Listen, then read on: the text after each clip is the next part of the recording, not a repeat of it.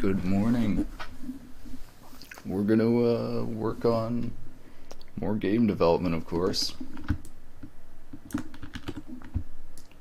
So I started designing a cave system here quickly last night. It went very quickly using the vertex system. I'm just looking at exporting it right now. I have a feeling that these faces here are inverted, and yes, they are. These faces right here are inverted. So I don't know what's going on here. I should actually check. Is this cube inverted?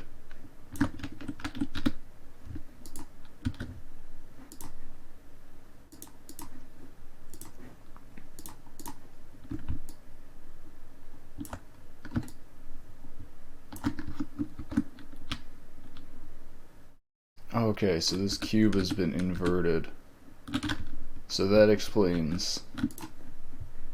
So the issue is I need all the faces going inward because it's going to be a cave system. So, anyways, I was going to flip the vertex.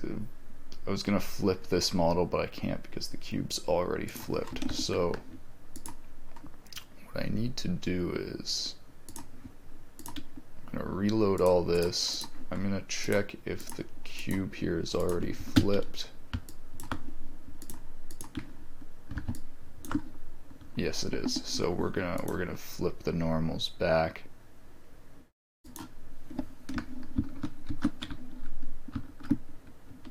I don't think that did it.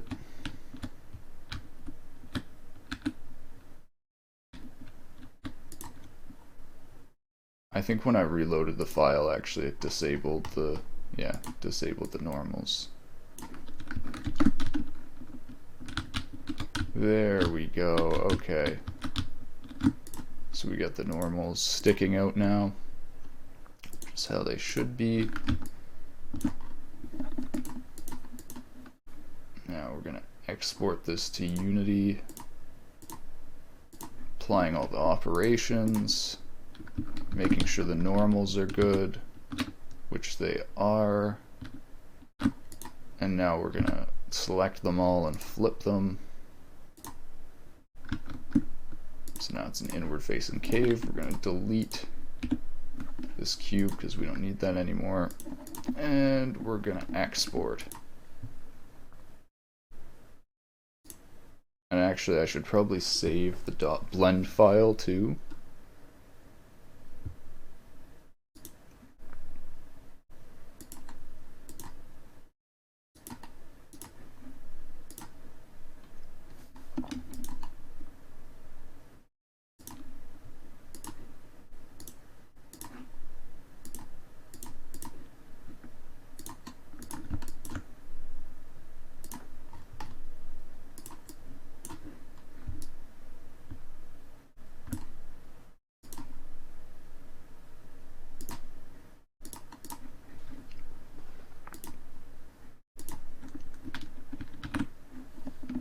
Okay. So now, here's the cave system. Oh, okay, I think it's looking good. This might be a bit too big. But you know what? Let's try it.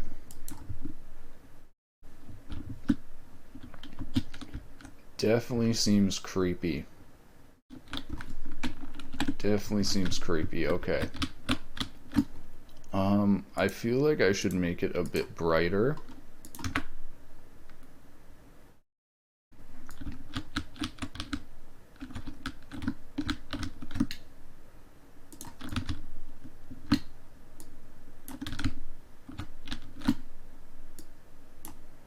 So what I'm trying to see if this gap, so I'm gonna have the player jump a gap, and we're gonna see whether or not the player can actually make this gap. I have a feeling it's too big and you're just gonna fall straight off the edge, in which case I can make the cave smaller. Oh yeah, that is definitely too big of a gap. Oh shit, dude. That is actually scary. That's pretty good, man. That's pretty good.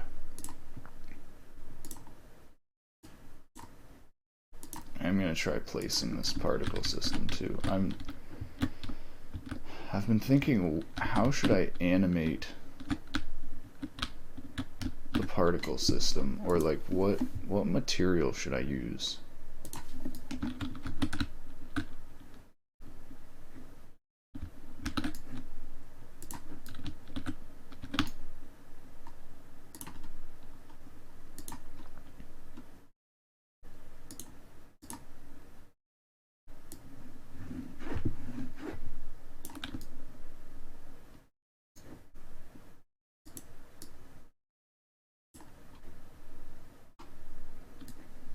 I think the particles are actually making it lag a little bit. I wonder how expensive particle collisions are. Alright, let's try changing these to a much better material.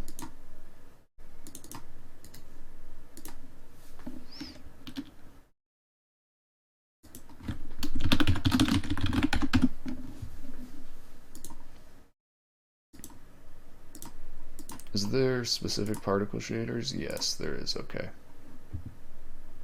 So I think I'm gonna go for something like the water.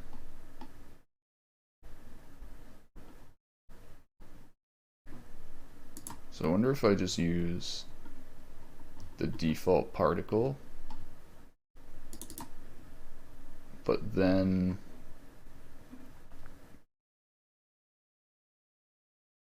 we use like a normal map. What normal map did I use for the stream? It's the water.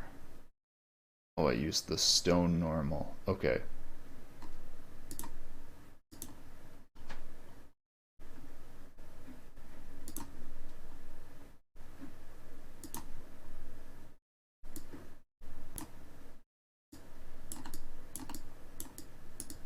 I can't tell if the normal map is even visible there. Let's put it in the particle system and see.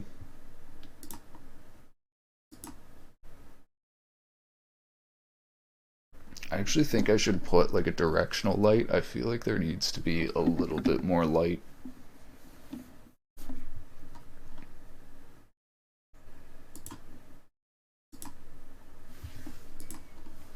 And the other thing is, should I render it as a billboard? Should I render it as a quad mesh?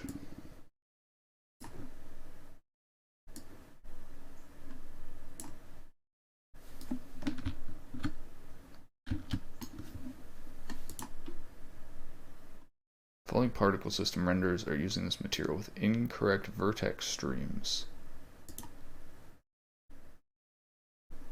I don't know what that means, but okay.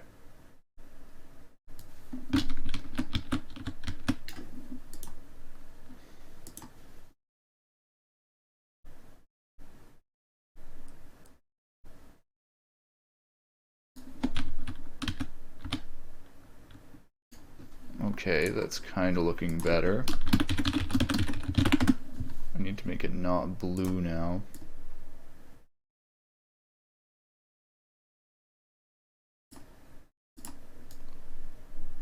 These are like lagging when I change the options. I don't know if...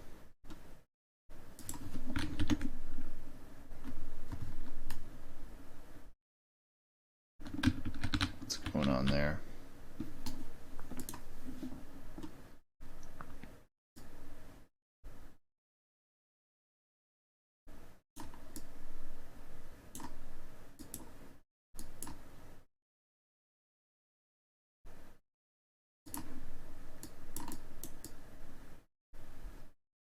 Okay, what is going on here?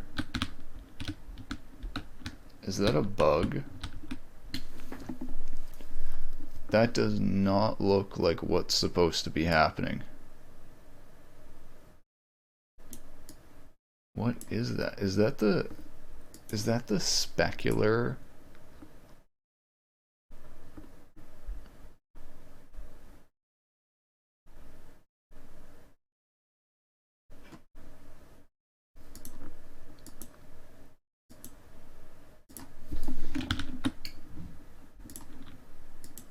So it works if we do additive.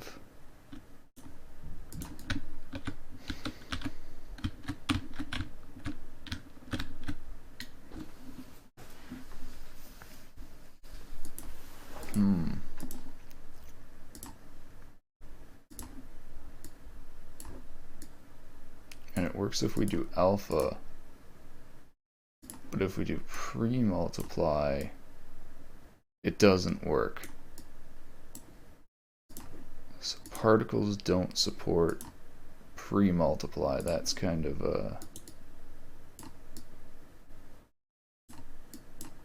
shitty.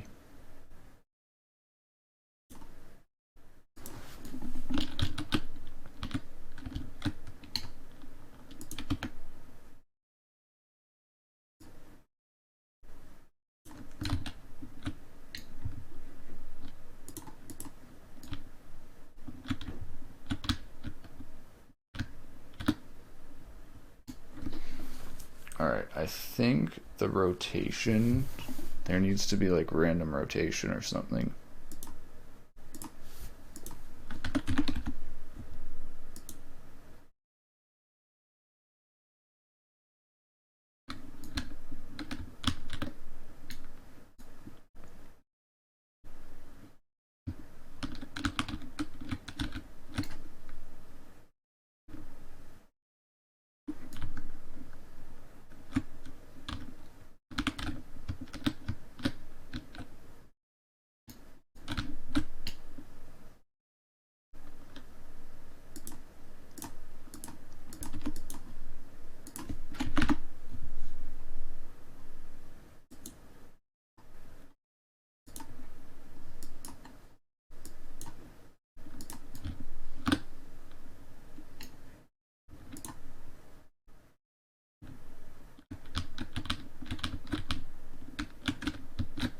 Oh, so the particles are too big, they're getting stuck.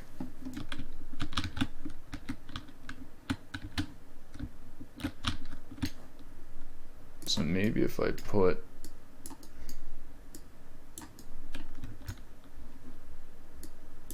I just spawn it right here down below.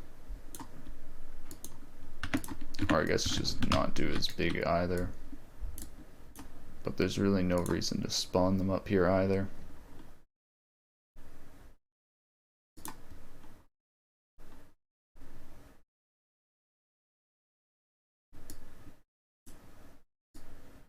I think the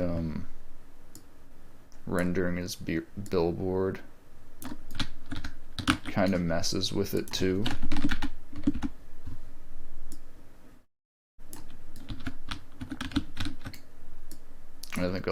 I think I will make it render as quad mesh. I think it will look better.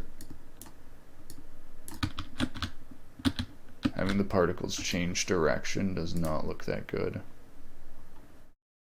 Alright, so the max particles is like 1,000, isn't it? Yeah, so we can increase this to like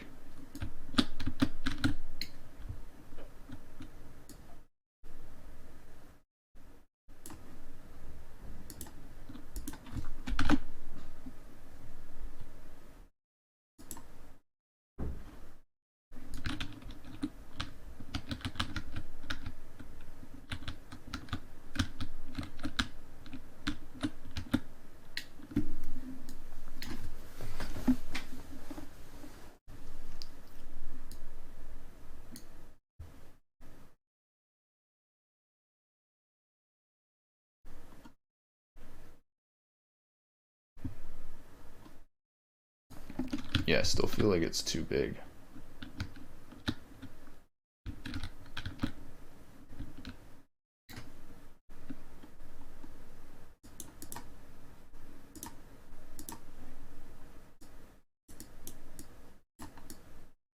Whenever I change these particle options while it's simulating, it like lags.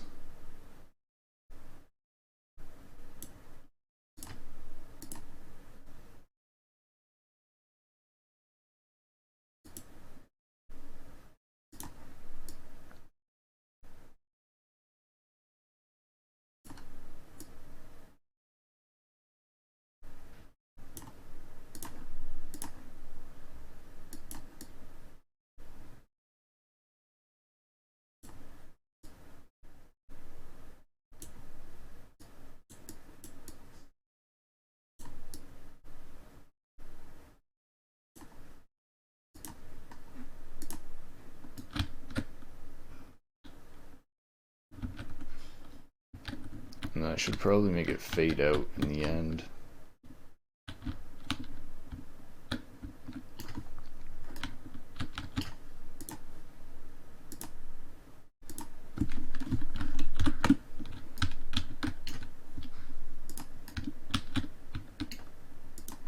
How does this look from the player's view?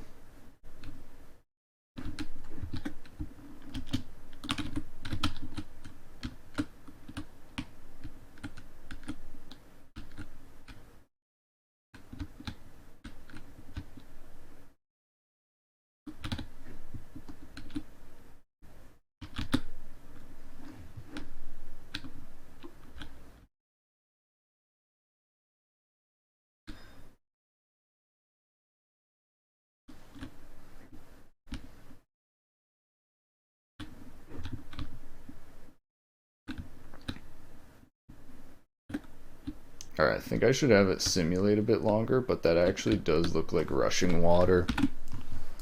Dude, the game is oh my god, it goes from being like flat to super disorienting. I think it's actually a really good, like, creepy feel.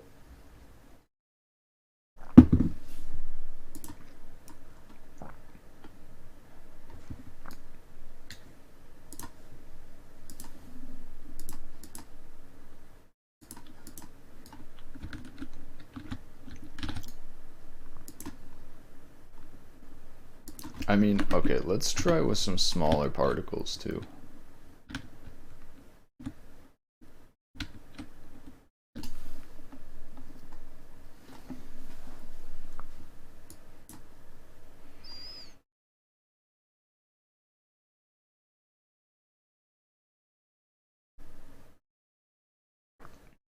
Collide, their speed is higher than this value, they're killed.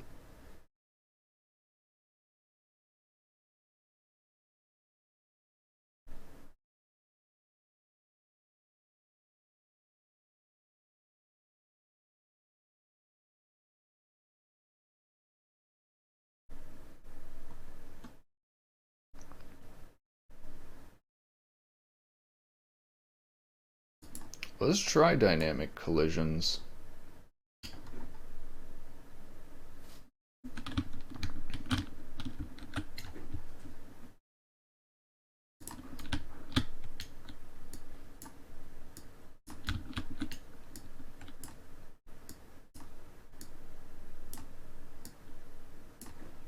And to make these cheaper, I'm going to disable some of these.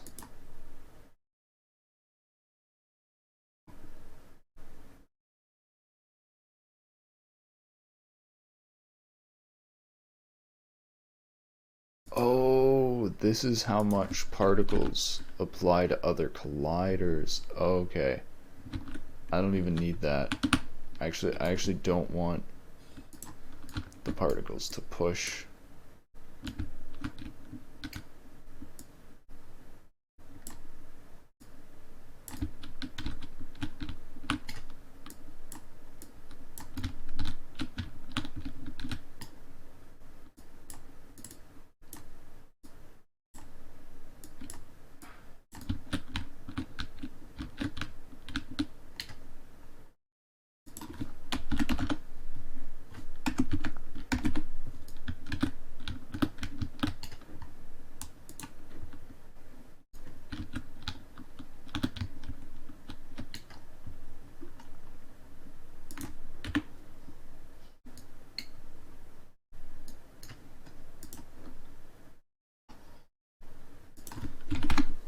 Let's increase the emissions and increase the lifetime. Oh my god. It's really lagging whenever I change these options.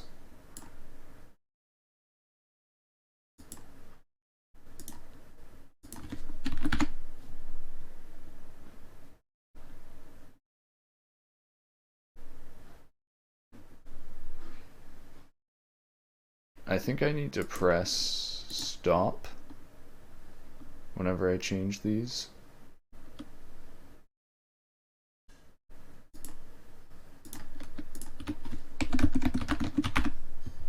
Yeah, now it's so fast. All right, color over lifetime. We're going to make the alpha fade out at the end. And let's just go into game and see what this looks like. I think, man, I feel like this light isn't bright enough as on the player.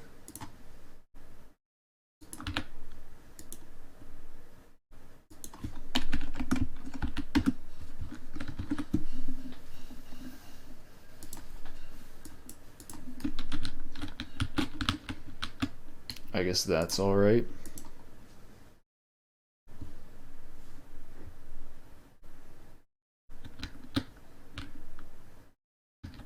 Can you climb up there, or does it get too steep? Okay. So I'm probably going to want to put an invisible wall there.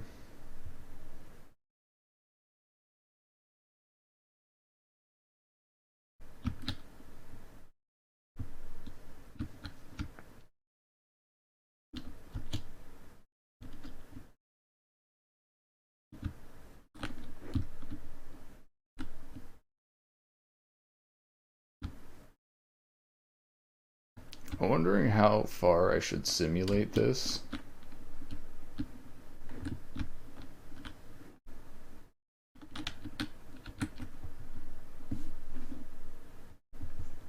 You can actually see the water being blocked by us, which is kind of cool. I don't think we need it though. I'm going to turn off dynamic collisions.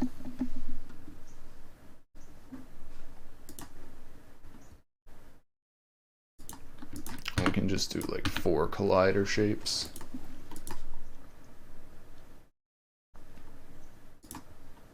Alright, so I don't know if I should make the particles go farther or not as far.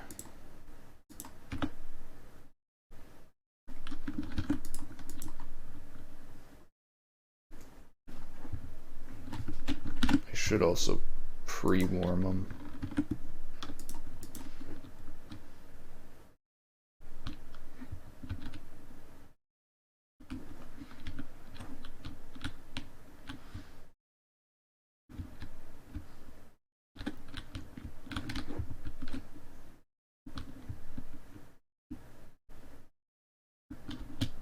Yeah, I definitely think the billboard particles do not look good.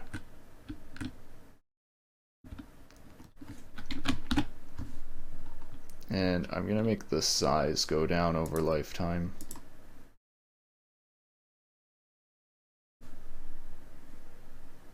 So does this, I think this is set to make them get bigger, we'll see.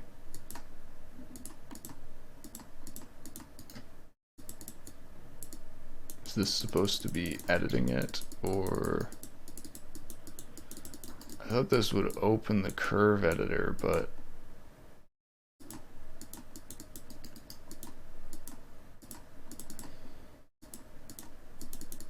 Is this a bug?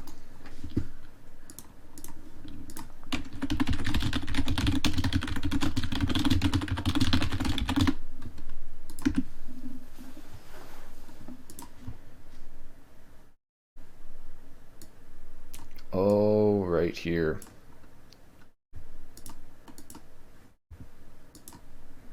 Ah.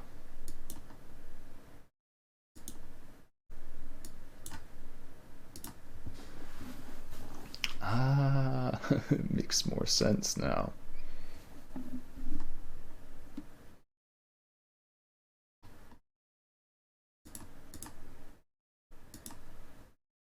So I think quad mesh is what we're looking for. Stretch billboard, vertical billboard. Yeah, I don't know what else it would be besides quad.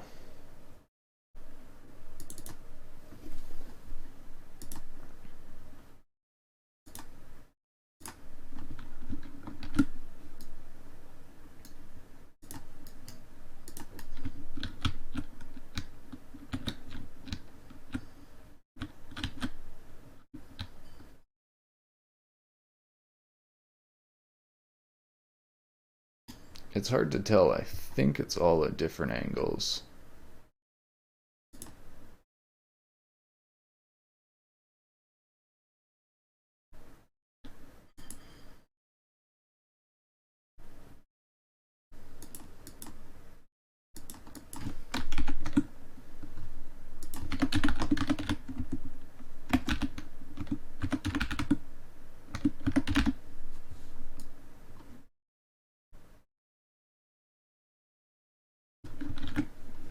See, but now they don't align with the camera and they don't look as big.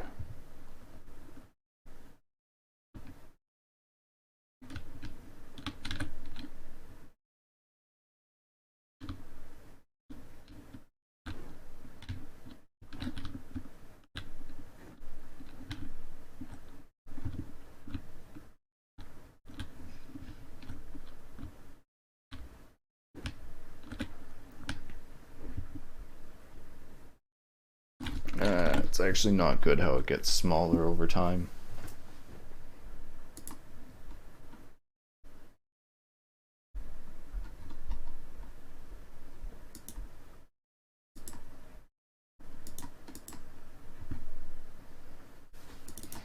This is probably really inefficient, but what do spheres look like?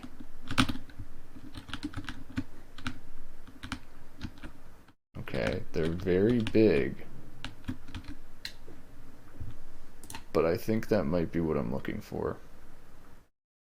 Hey, AEM, look like progress? Yeah, I was very quickly able to make my own cave system. It's very nice.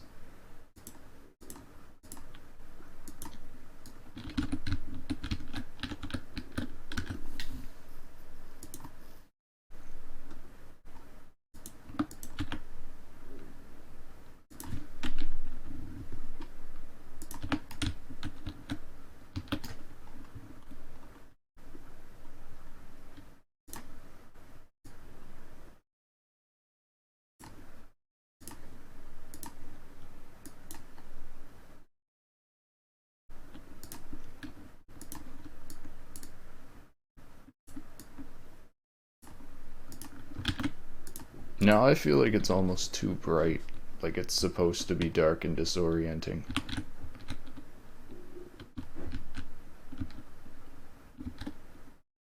I guess that kind of looks more like water now.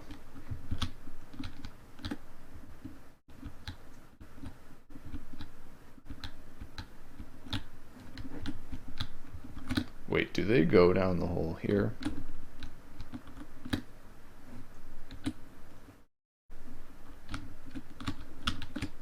Oh my god, they do. They go straight down this hole. That's actually perfect.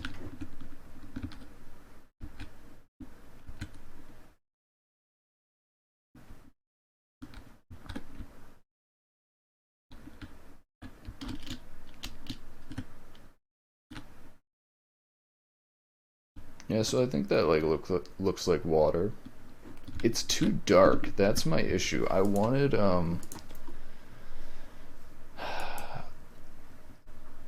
wait, why is this on multiply? Why was that on multiply?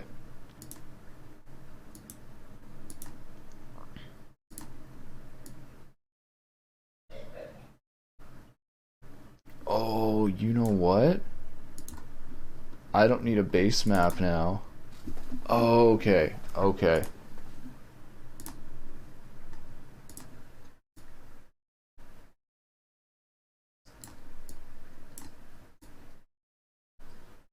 I know what I'm trying to do now.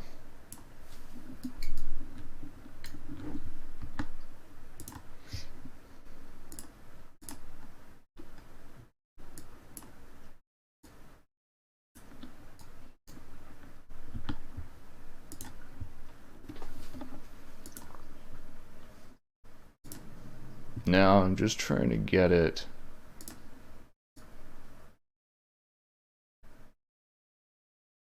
more bright.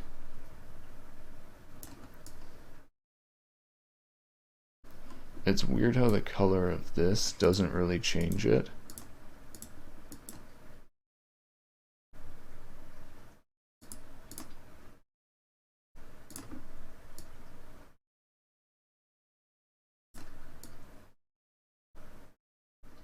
Like changing the color of this still makes them, it doesn't really change the color. Kind of shit, man. I think It's because of this value called specular here that we can't actually access.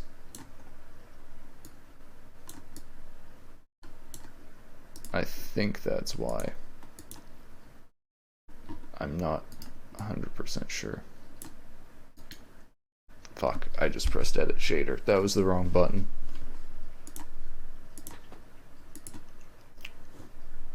It takes very long for Unity to do stuff like that. Alright. Oh wait, that did fix it. So now there are still... Wait, no, never mind. So now it still doesn't go completely...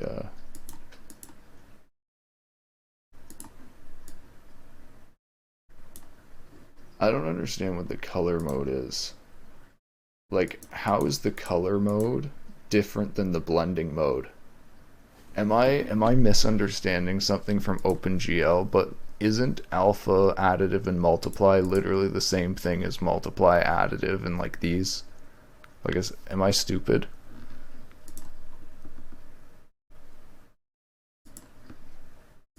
I'm thinking maybe blending mode. I'm thinking blending mode means like the alpha mixing, and then the color mode means how the color is mixed.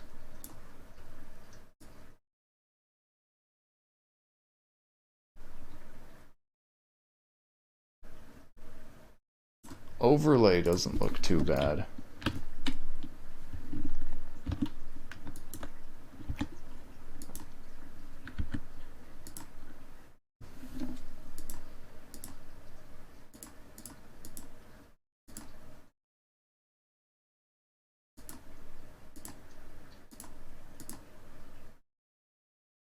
In mix, alpha will mix, and add alpha will be multiplier. Talk about blending.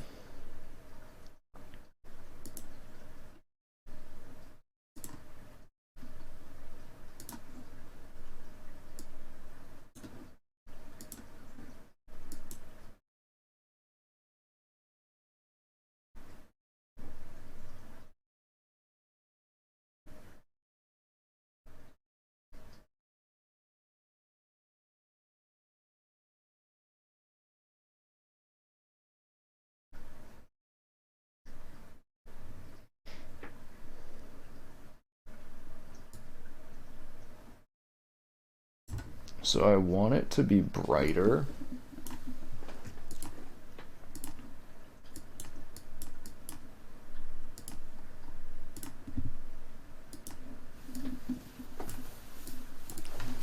I want it to have low alpha like this, but be like, have like high additive. So like how I would do it is with pre-multiply alpha, or like in my own engine and my own shaders, I do pre-multiply alpha, but then I have my own additive value. So like the multiply value is actually less than how much is added. Like it's not balanced, but it actually looks really good.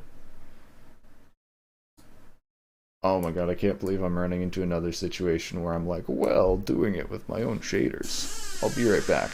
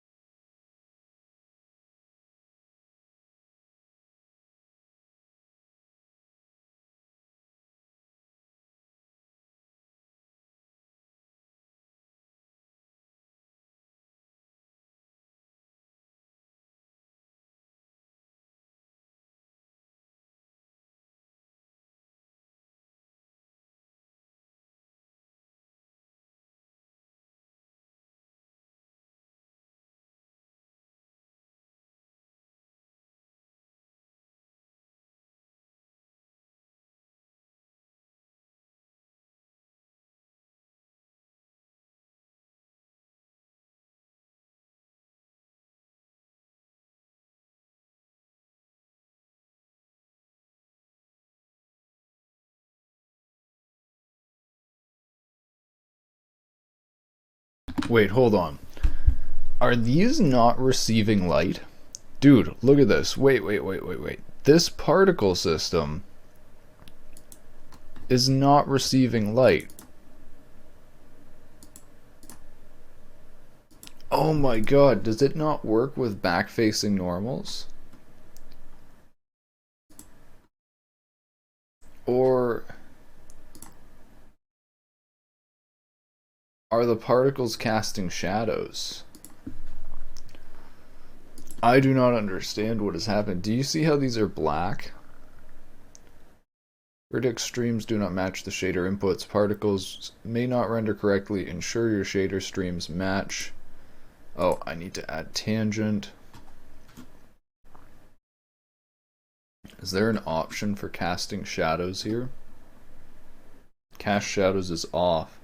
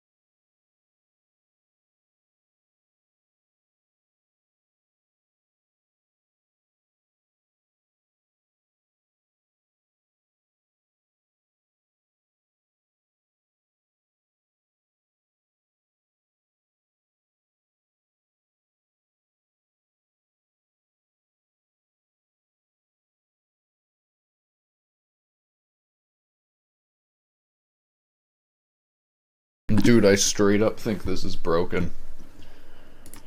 The way to test this will be...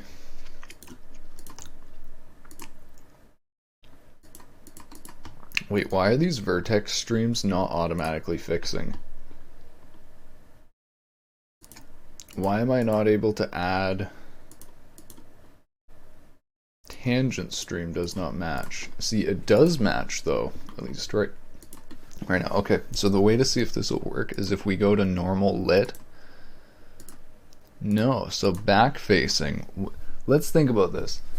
If the back facing vertices, why would the back facing vertices not render? That actually doesn't. So you can see here, this is doing back face rendering. You can see it's rendering inside the cube. And it actually has the proper like flipped normals. Or does it? Oh my god, it doesn't properly flip normals. Are you fucking kidding me? Holy shit. It doesn't properly flip normals. So the back facing shaders don't actually work properly. Actually copium. Fuck.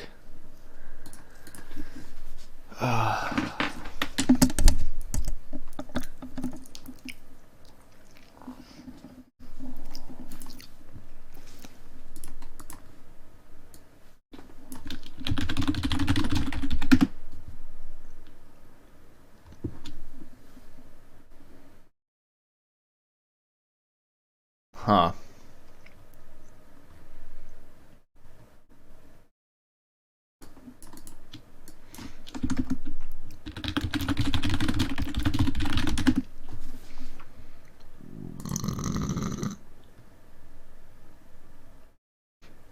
Oh, yep, so you have to make a custom shader for this.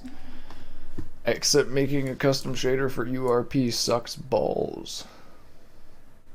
So I guess we're fucked in that. So I was saying this like on the first day too, but like, man, universal render pipeline's okay, but it kind of fucking sucks. Or like, for someone like me who wants to make shaders, this is horrible. This is like I literally can't do what I want to do because of the way Unity has designed their shit. It is aggravating to me.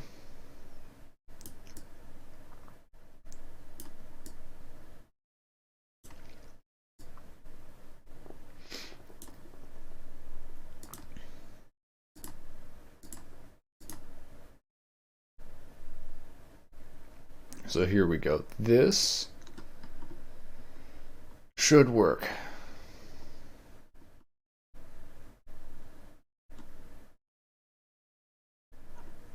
This, I don't understand. It says it doesn't have, it says there's no tangent here, but it was 100% rendering. Like, it's kind of fucked how it doesn't automatically deal with this. Like, we have to now this was something that was automatically handled before. Now you have to manually worry about the order of the vertex, position, normal, tangent, color, UV.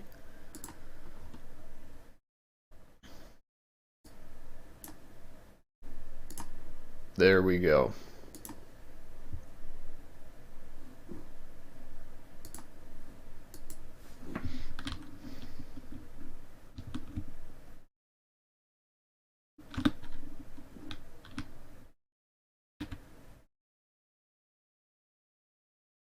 I wonder if particles can collide with each other. And these are supposed to be fading out, and they are not fading out. Why are they not fading out? Oh, it's because I have it set to opaque.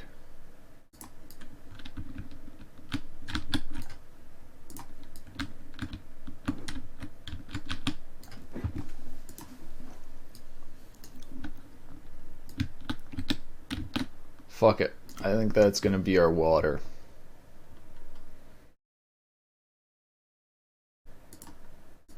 Maybe I'll just end up doing billboards.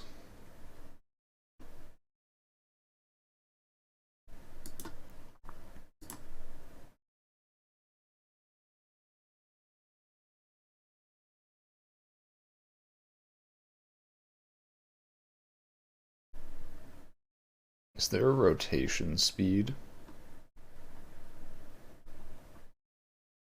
I guess rotation over lifetime.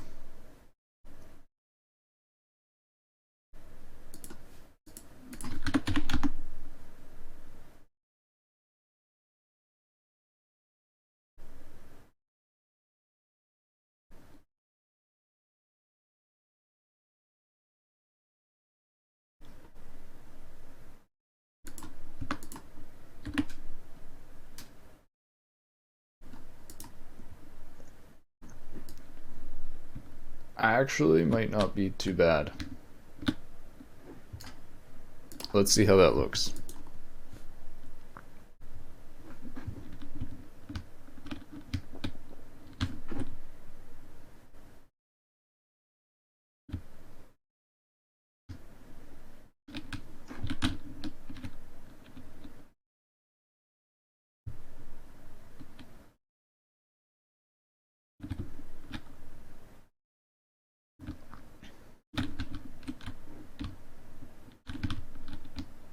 Does it actually fade out now?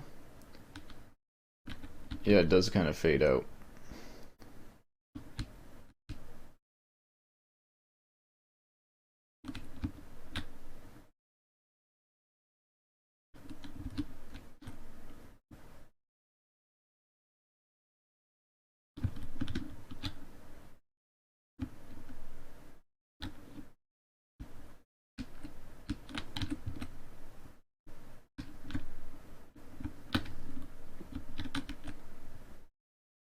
Am I still stopping stuff?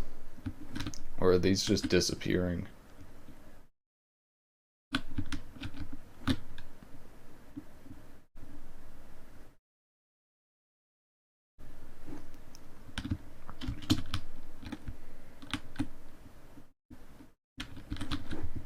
Yeah, screw it. We'll go with that. Alright, I think I'm gonna need to still make this gap smaller though.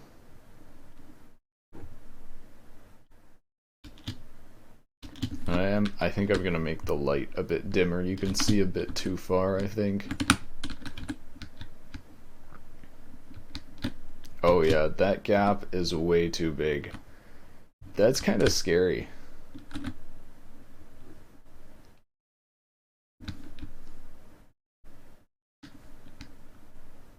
Is this so big that it clips to the background? I think it is.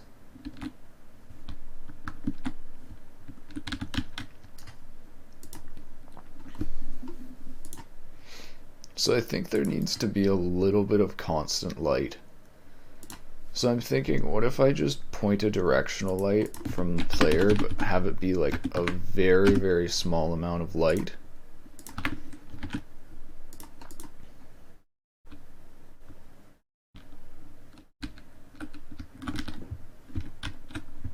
So that way there's like the little bit of close-up light, but then you've also got a constant amount of light far away. So then you can kind of see a little bit in the cave ahead of you. Yeah, there we go. Okay, so 0.02 is still too bright.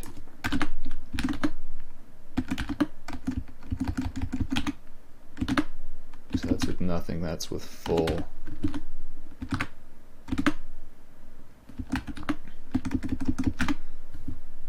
Actually, no, don't need the directional light. Alright, I'm gonna design the rest of this cave though.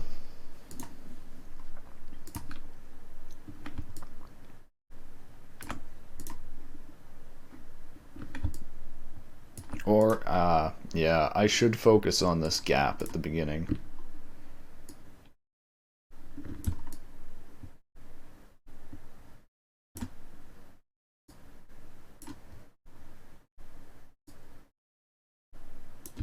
I really should have a player reference in here.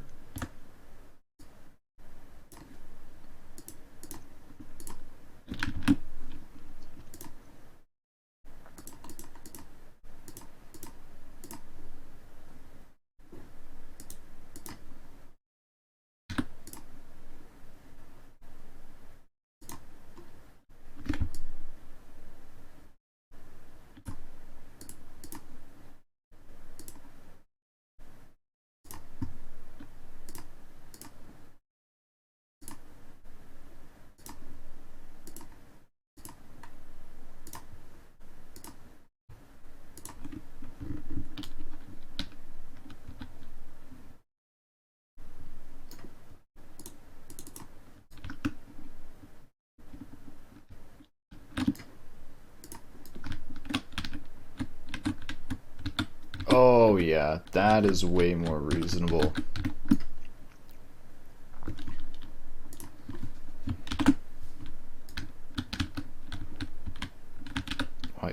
Wait, what?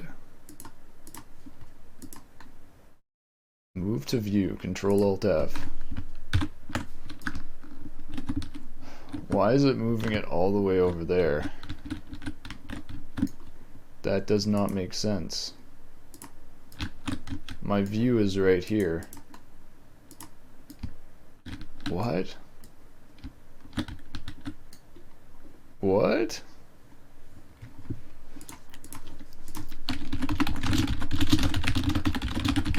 Maybe I need to restart the editor. Why is move to view putting it all the way down there? The view is right here. What? What the heck is happening?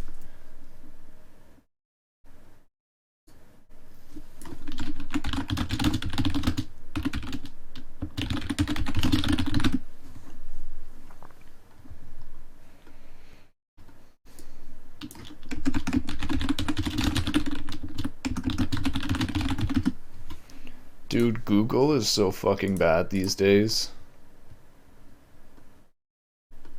I search up move object to camera and it comes up with moving object in the direction of camera. Why can't I move camera? It's like so much less specific, but specific is what you need for programming.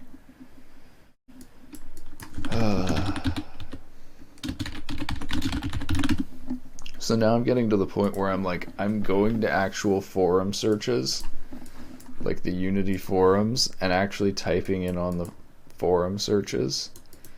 But it's like, this is what I used to use Google for.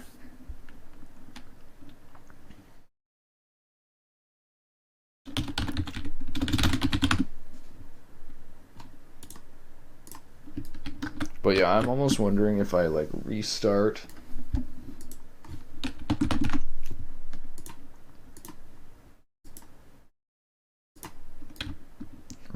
this, will it work?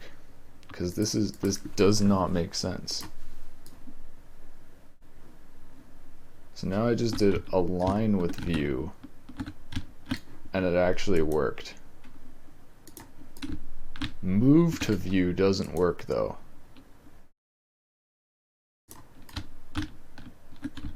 What the hell? So that's a bug. Align with view works, but move to view doesn't work.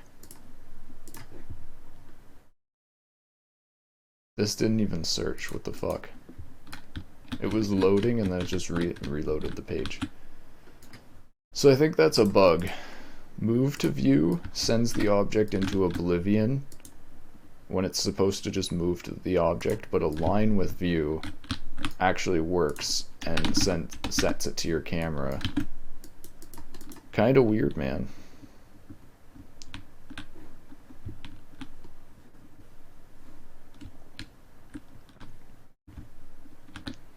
Now the question is, can the can the player make that jump?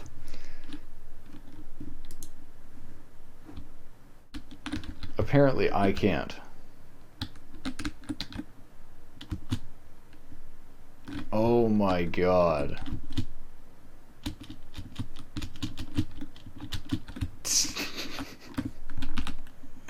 That's kind of trolly, man.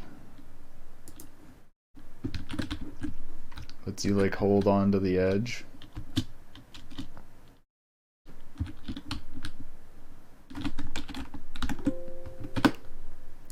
This shouldn't be too hard to do, but I mean, if there's a little bit of difficulty, yeah, you can make this like every time if you do a proper jump.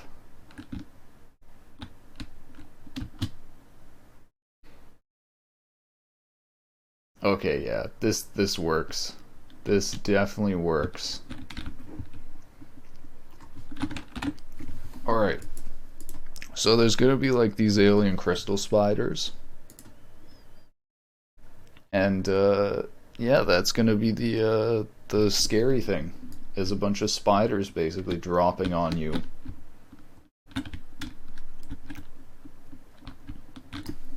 But there's gonna be like crystals jutting out.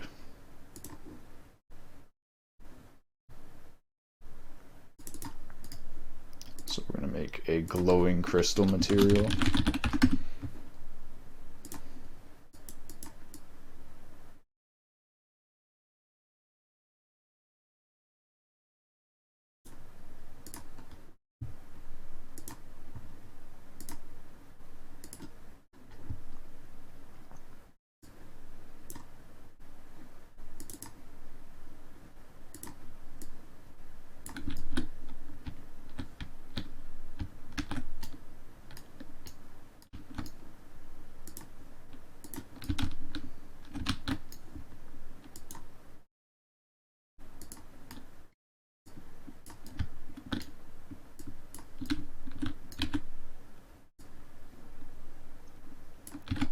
So I was trying to create at least a bait. Like, the fact is, even if you're making a shitty game, it needs to have some sort of like lore or story.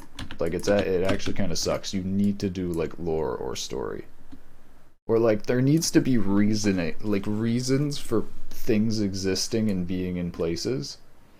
So I was like, all right, an alien fucking egg or some shit crash landed in this, like, this is supposed to be in, like, times before technology. I don't know if it was, like, the 1800s or even, like, 1600s. And, yeah, the alien egg basically started spawning these spiders and fucked up this town.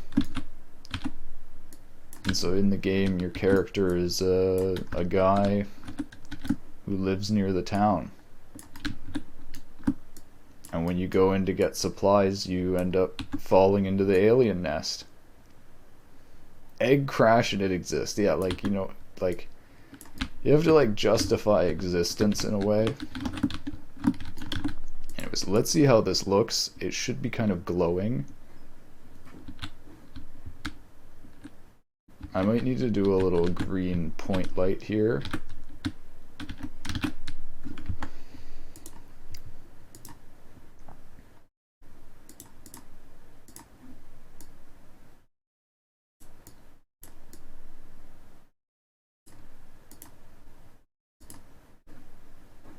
Yeah, I'm gonna need to put a green point light there.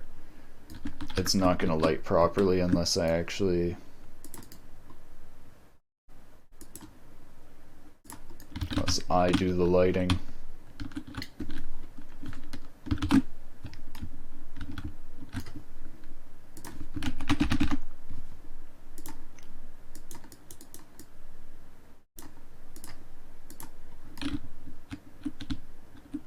I feel like a point light might not be the best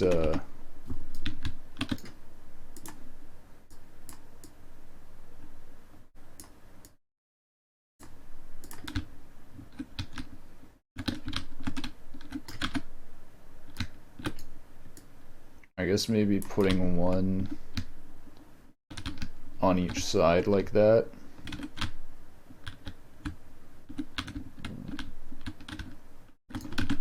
Let's see how that makes it look.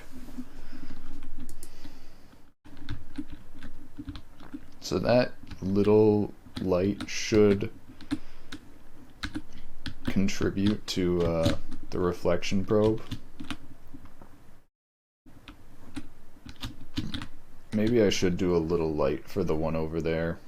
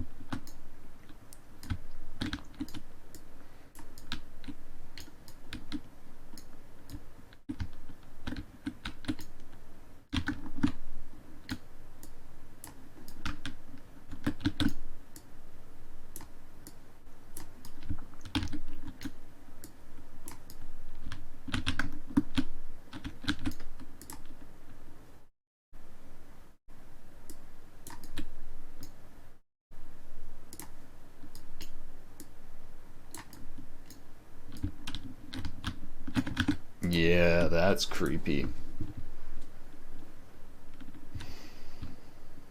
So then you come along and there's a green light glowing down there, and there's just this hole that you can fall into. And I actually forgot to do this on the first map, but would do better with a little bit of fog.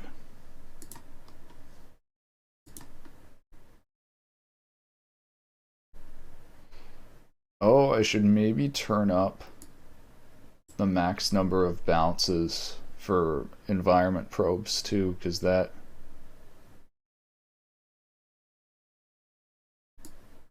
will make it higher quality.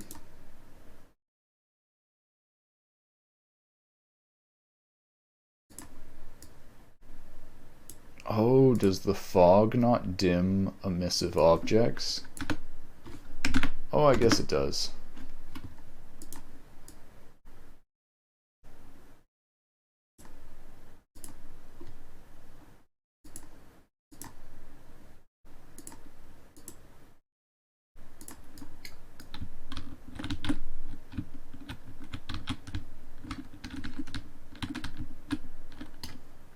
And now I can probably maybe make the point light brighter because there's fog.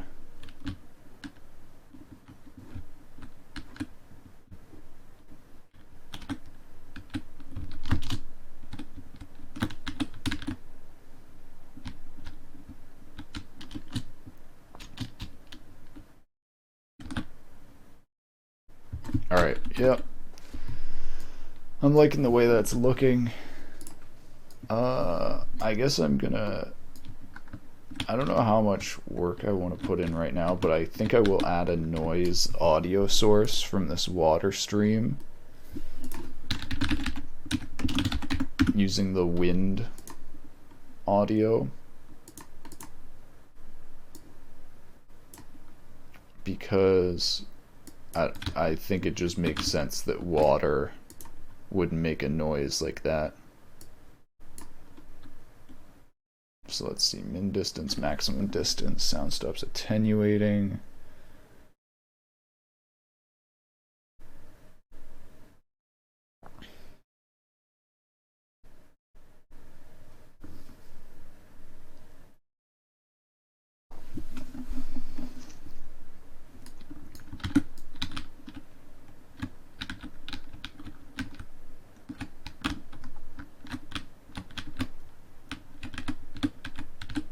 Yeah, I guess the best way to check this is to literally put the player here.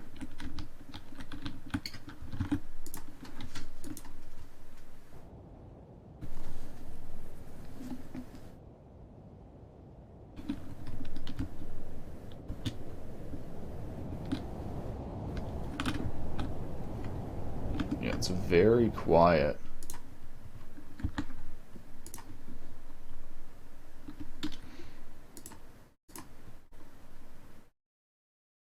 Oh, I didn't set it to loop.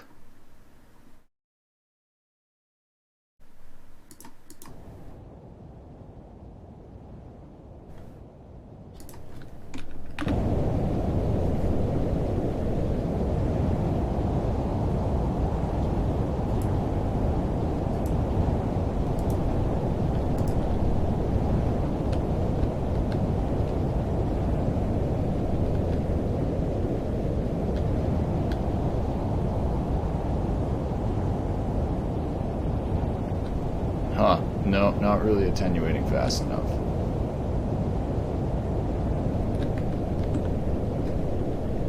That's really nice though, how it like shows you where it's attenuating, where it currently is.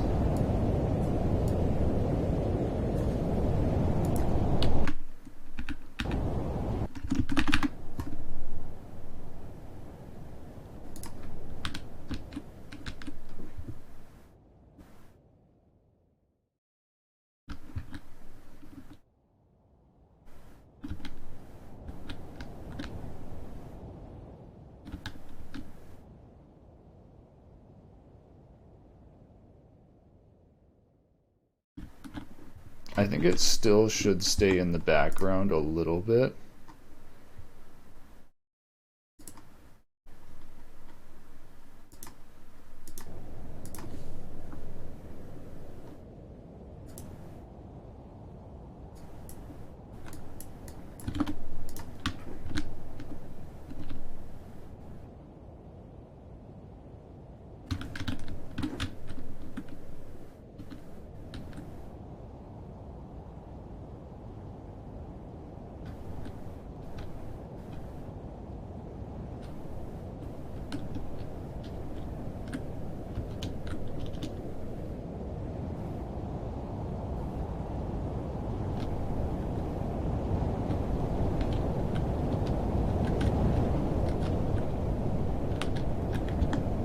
Actually, it probably should be louder.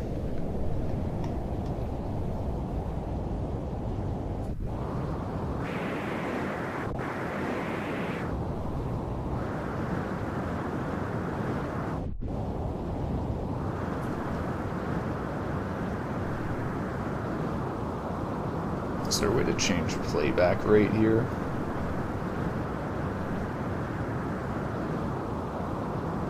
I just realized there should be reverb in this cave as well. And I should actually do sounds of, like, your player's footsteps.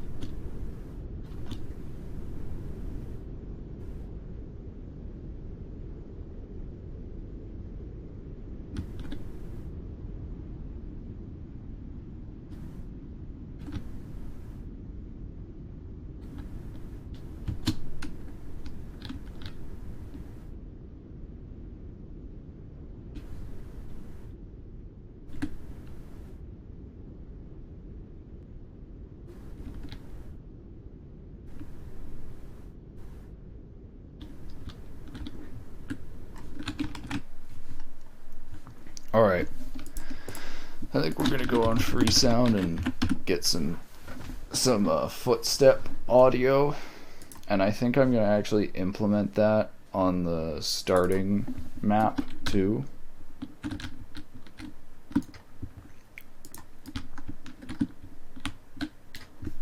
Because there should be footsteps kind of everywhere. And also, while I'm thinking about it, we're going to add fog. Going to up the bounces to 2 for the environment reflections. I'm thinking maybe I should make the water a bit more reflective.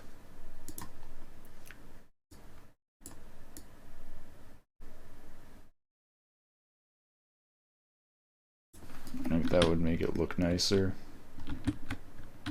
Might be able to see the reflection of stuff.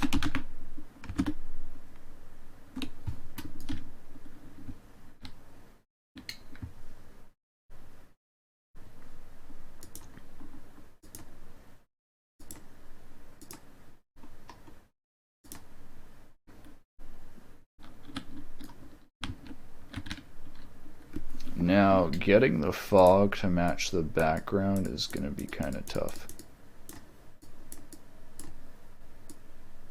Since this background is so dark.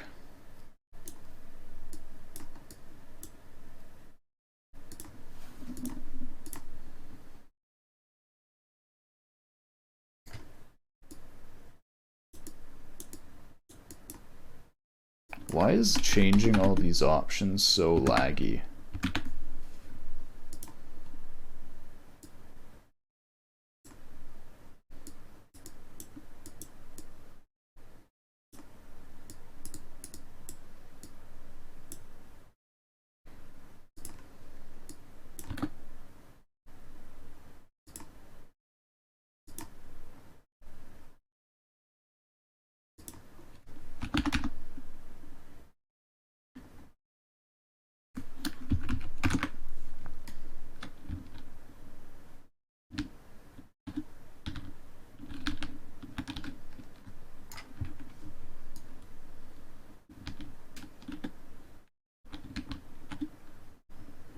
Yeah, the fog actually doesn't seem like it fits that much.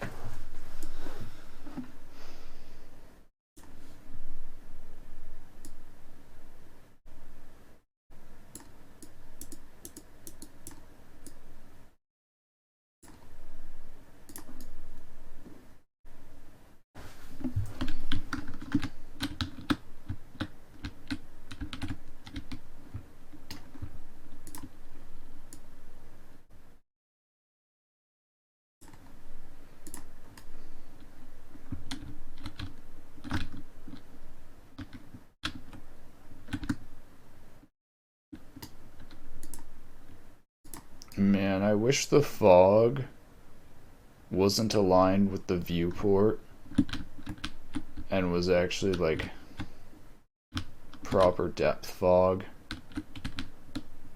That would be nice. That would be nice.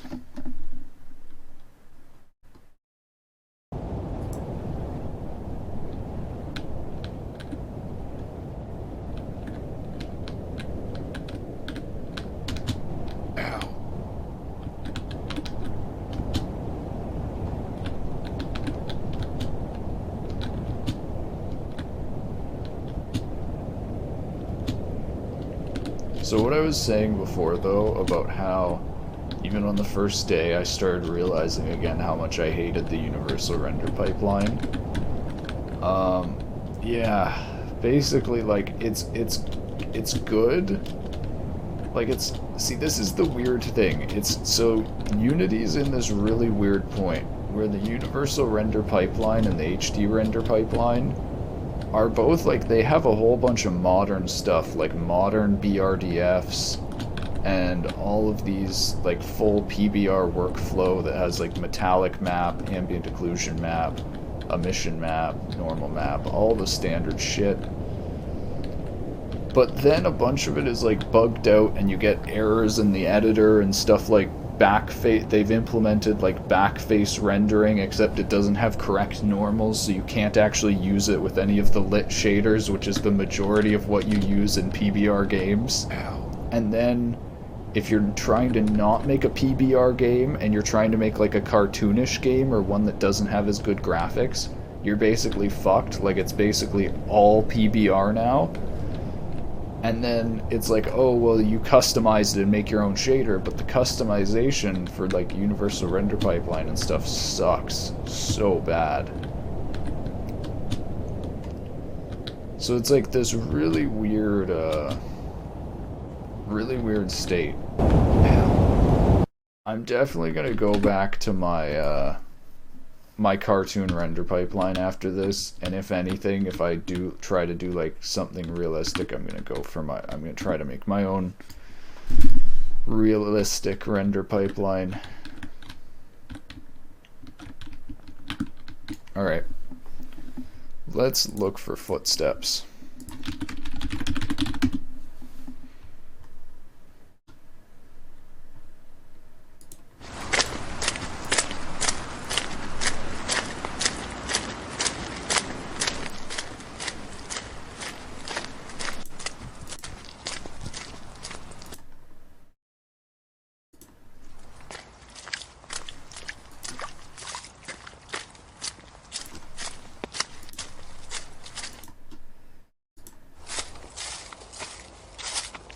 This is probably what I'm looking for, but I don't think this is CC0.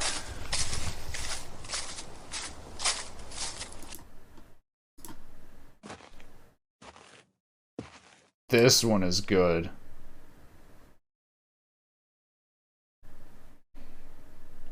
Monty 32.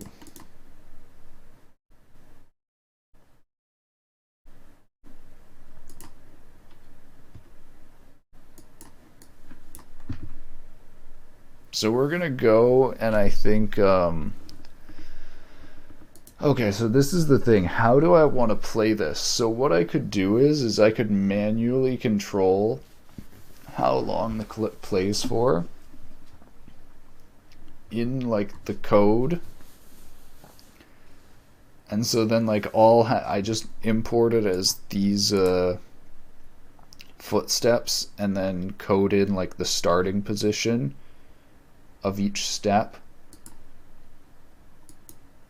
have it play like each step.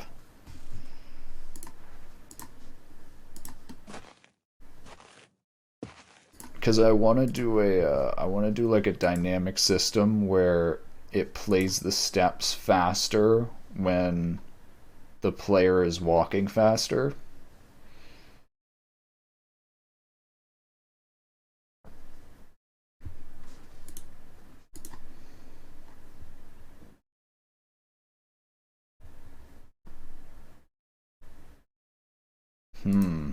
What is the way to do this? I guess I'll just try doing it plain.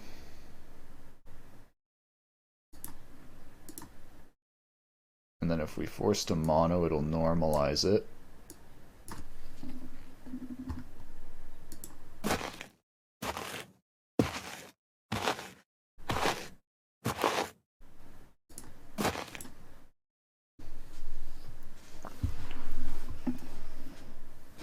Yeah, so I guess I'll assign this to the player.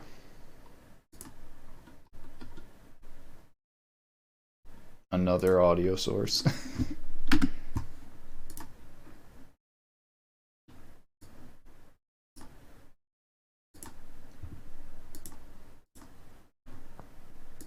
So yeah, I'm thinking, what class do I want to program this in? I think I'll just program it in the player class here. This seems to be my general do everything class.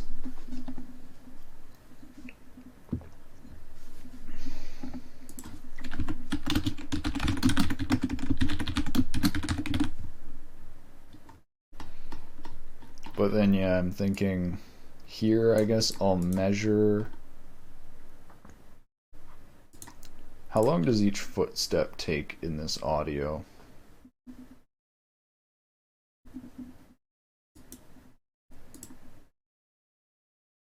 I'll need to manually write down these positions.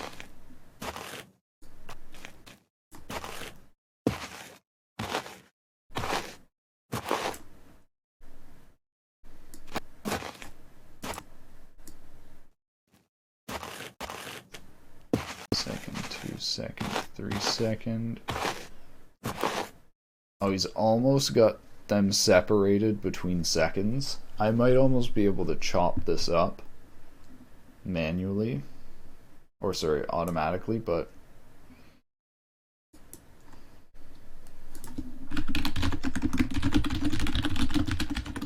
footstep cues.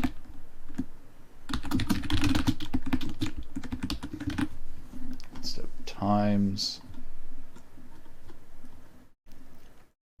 So I'm thinking how I will animate this though, like the player's gonna have a max walk speed, so I can do like walk speed,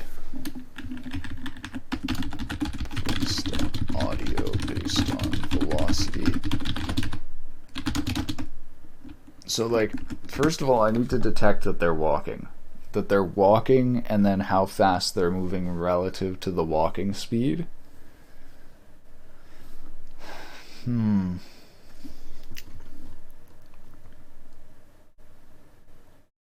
So if movement.walking, and then if platform movement grounded,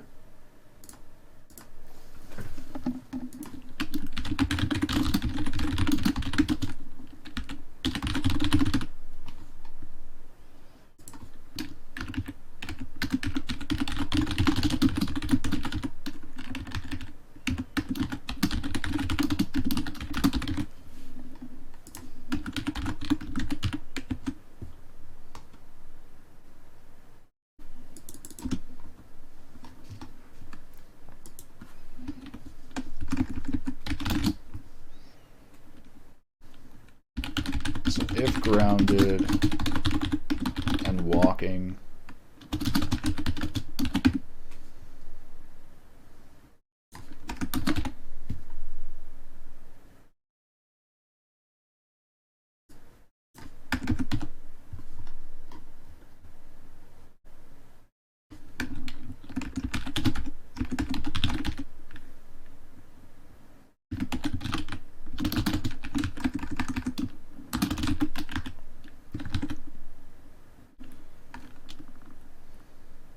then amount is the body velocity divided by the maximum move speed.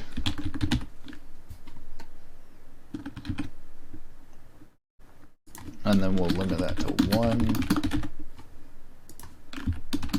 Okay, so then now how do I increment the walking steps. So it actually will play a step, and then there'll be like a delay between the step.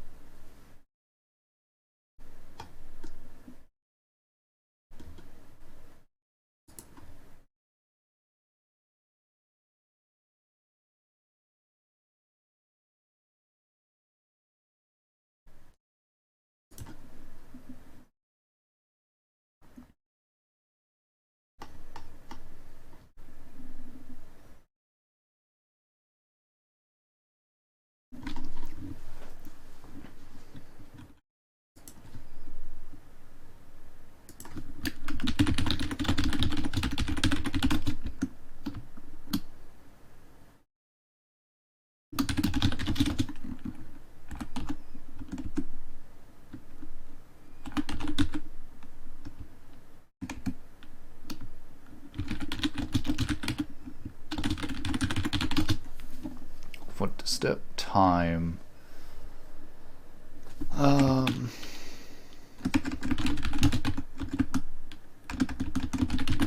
Current footstep. -1 if no footstep. Currently playing. The footstep time will say the end.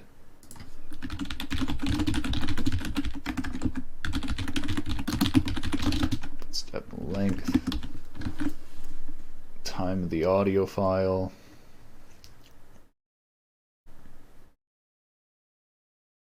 I should probably just loop. I really probably should just loop audio.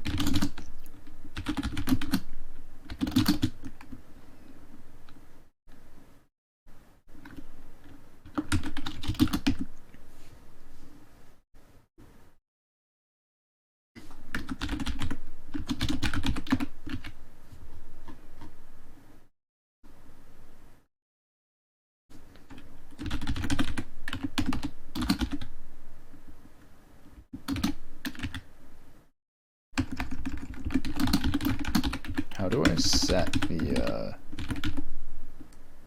playback position in seconds? There we go.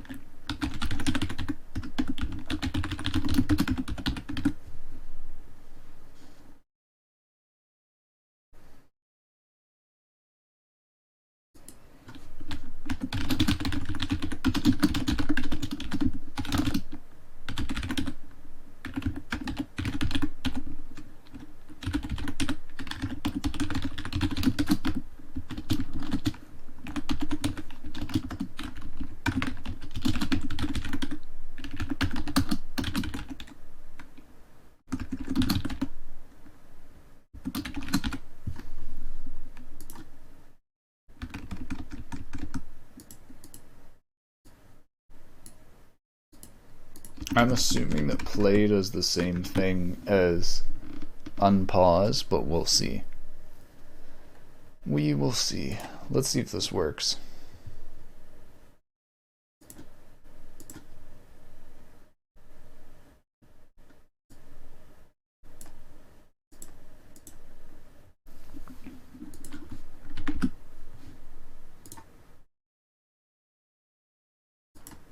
So at maximum walk speed, this should play a footstep every second.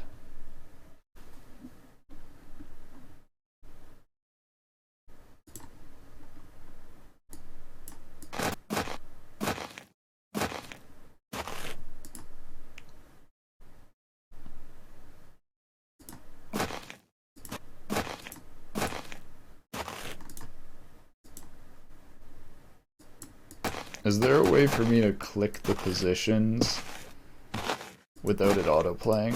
Alright, so like 0.5.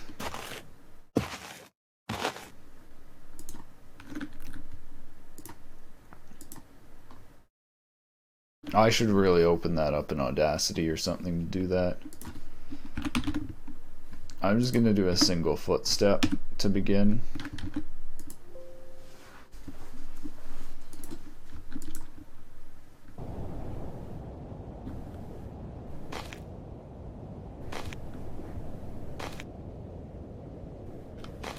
Oh.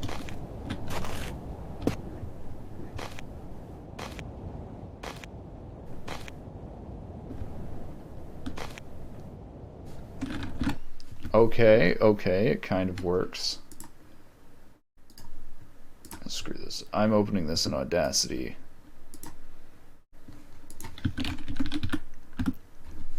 Because measuring these times in Unity is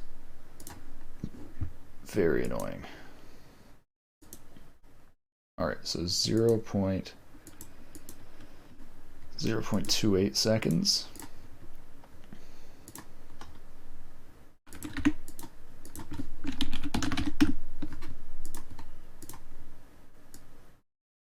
Wait, the question is, does it do seconds out of 1? It does, okay. So 1.259 seconds.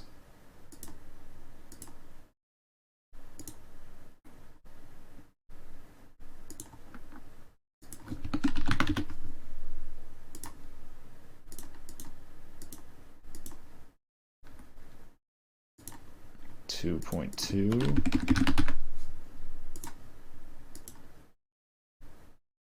3.17.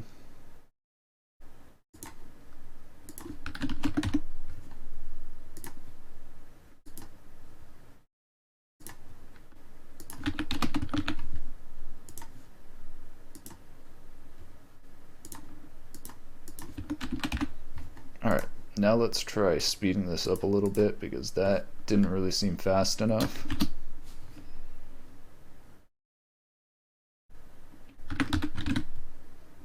Let's do 3 footsteps per second at max.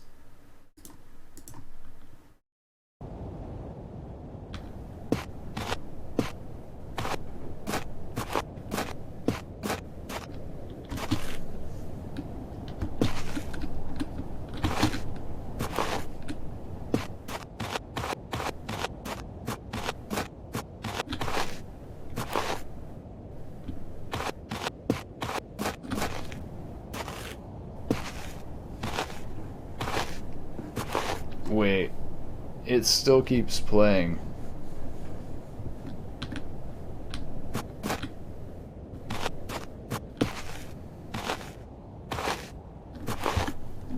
Why does it keep playing? Why is the velocity non-zero? Is that what it is?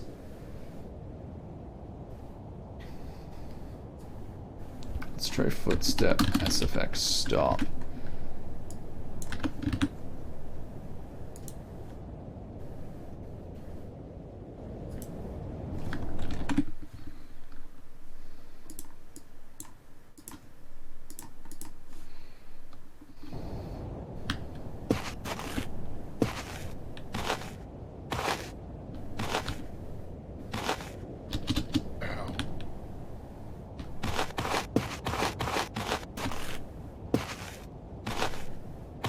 So, yeah, what is it doing? Does it keep playing and not stop? Is that what it is? I think it is. Is there a way for me to visualize that it's playing? Like show...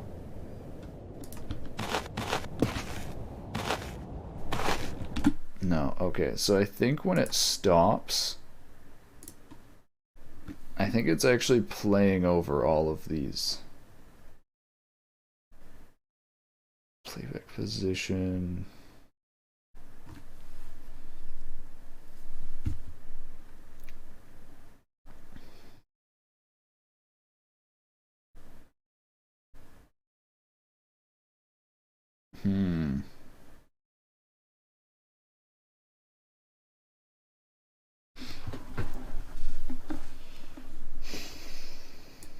I guess maybe what if I do a minimum for this? Where you need to move faster than a certain amount.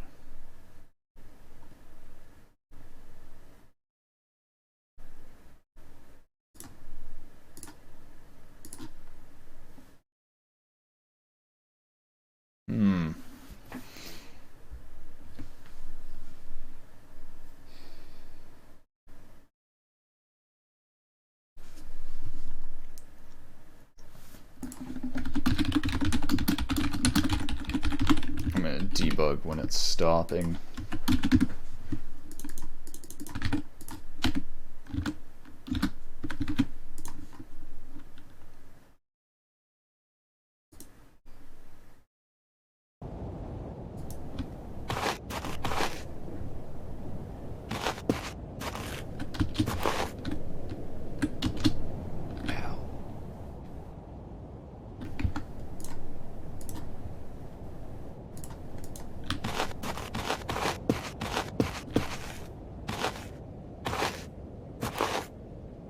Yeah, okay, I totally think it's just playing over and over again. I bet if I set this to loop, it'll just play forever. That's gonna be what the bug is. I'm hoping that's what the bug is. If it's not...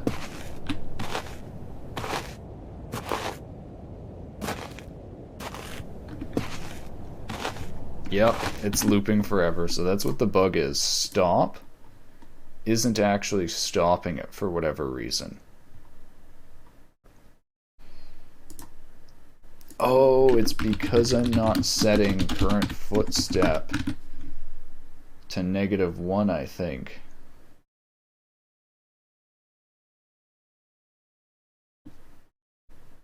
I'm not sure why else it would be. Oh, it never triggers this if the player isn't walking. That's the bug. Okay.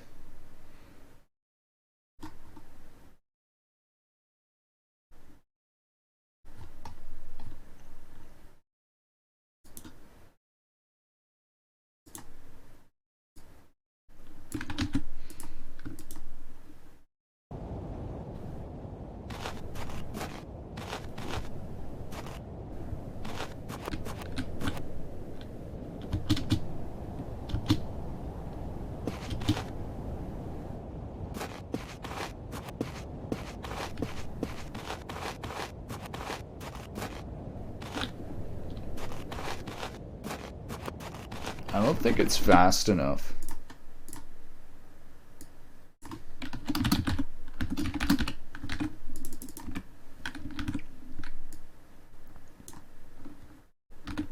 Let's try playing it for 0.5 seconds. How long is this?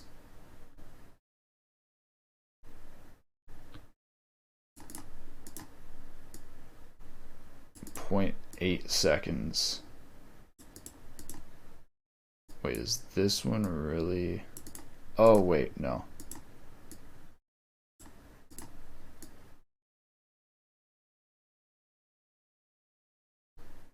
Wait, what is start? Length of... Oh, wait, start and length. So that's 0.4 seconds. 0.43. Oh yeah, so actually it does need to be like 5 seconds to get the whole audio thing. Maybe I'll need alternating footsteps.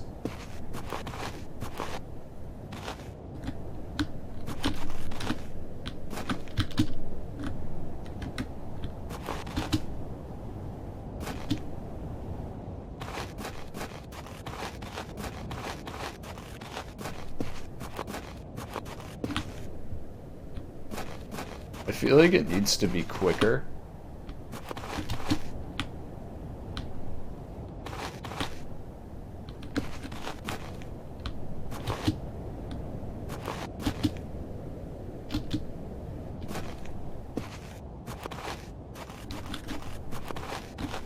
It's honestly pretty good.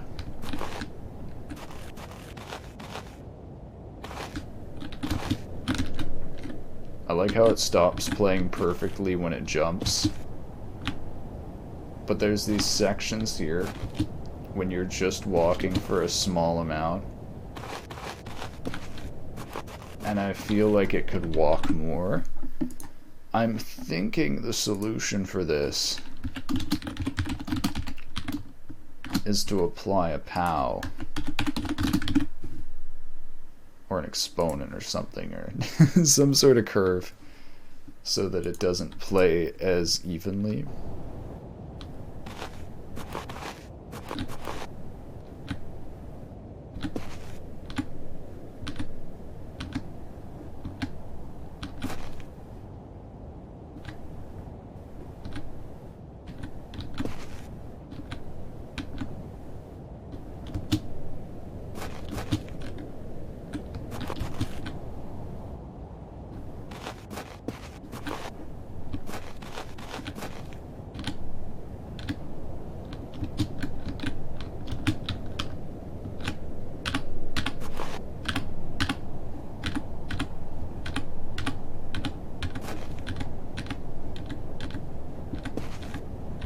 No, yeah, that's not good. So maybe I should just play it pretty much based off the velocity. Or like if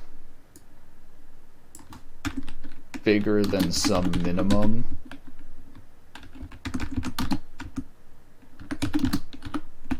then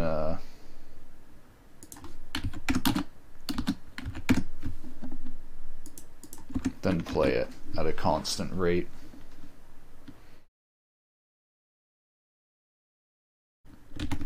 See, it feels weird because I definitely feel like it should play a little bit differently when you don't move as fast, but maybe...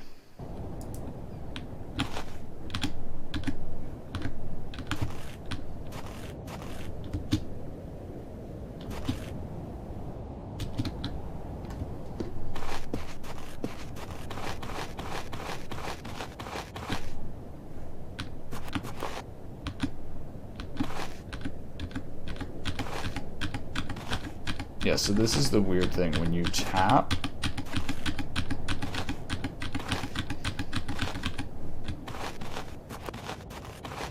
it moves the same distance with way less footsteps, which doesn't make sense.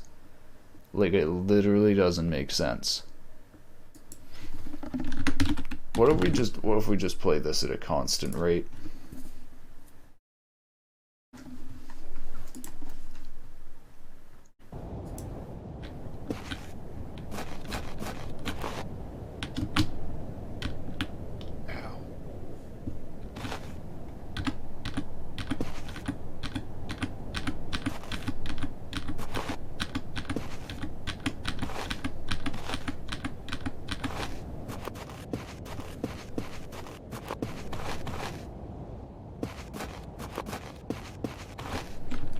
Why is this happening?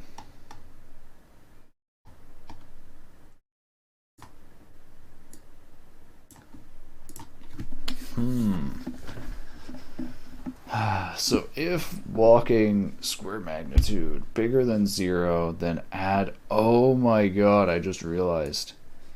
This doesn't just need to be based off... This is... Okay, we're just doing it whenever the player's grounded, it's going to move. Because I just realized the issue is it's not registering this when I take my finger off the key, but that's the time that I'm saying that it should be making the noise.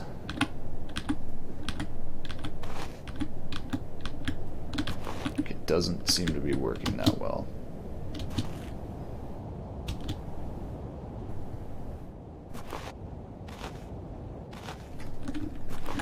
Oh, I forgot to change the walking rate. I'll make this a variable now. Footstep length. So now these can all be customized.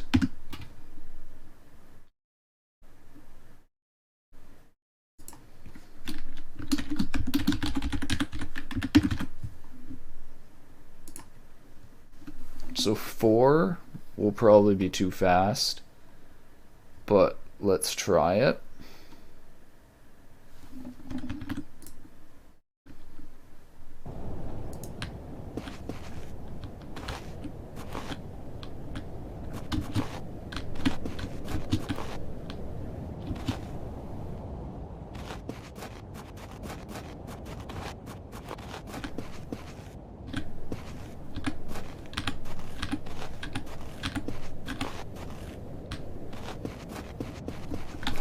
Yep, that works.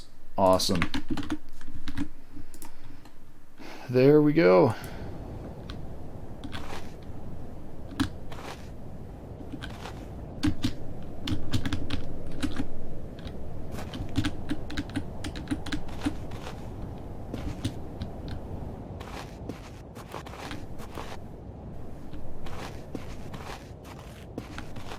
I should also make the noise when you land from jumping.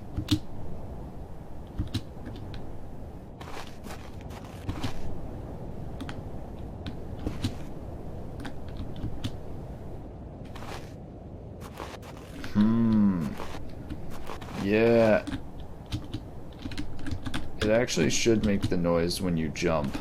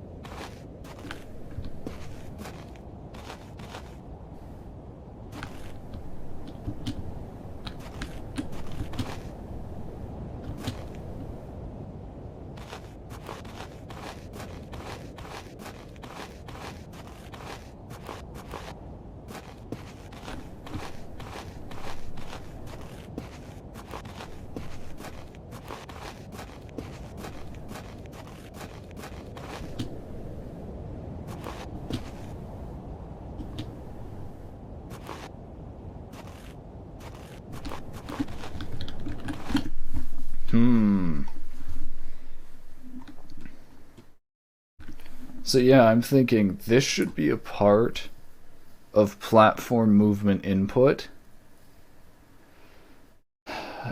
or platform movement, and then in platform movement I can have checks for if it hits the ground.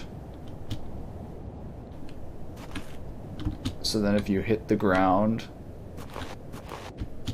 it plays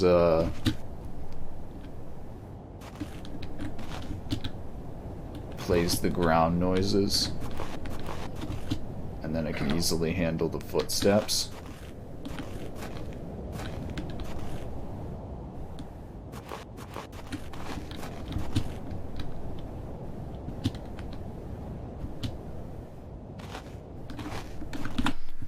What would it be like if we made the player walk a bit slower?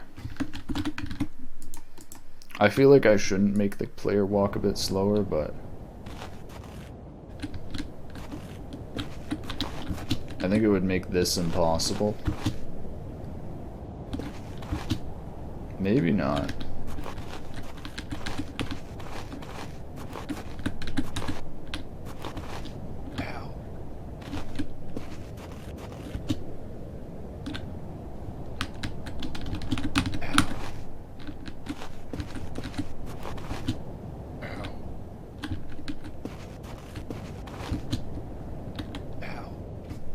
Yeah, no.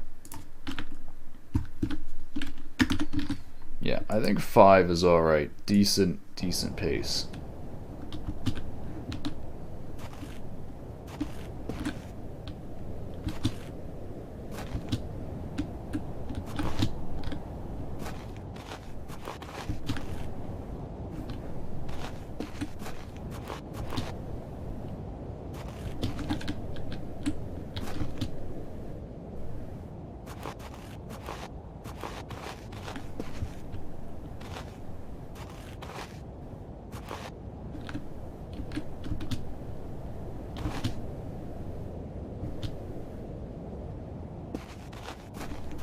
Yeah, I think I'm good with these ground noises for now. I might do that another time if I feel like polishing it enough.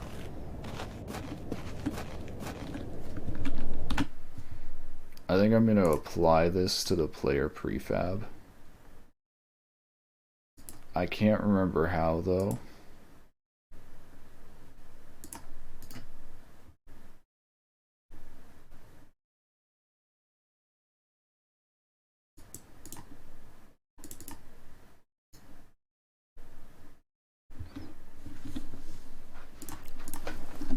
Unity apply changes to prefab.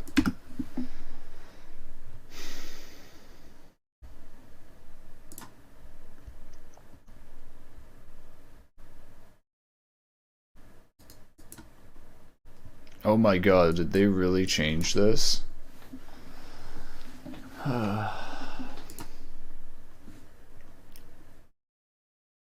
Shows all the overrides, also lets you apply overrides from the instance to the prefab. Okay, here we go.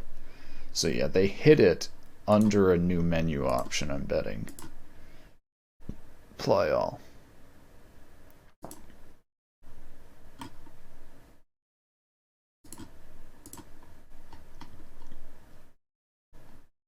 Okay. Nice. And I think I can make these footsteps a bit quieter. I think they're almost too loud.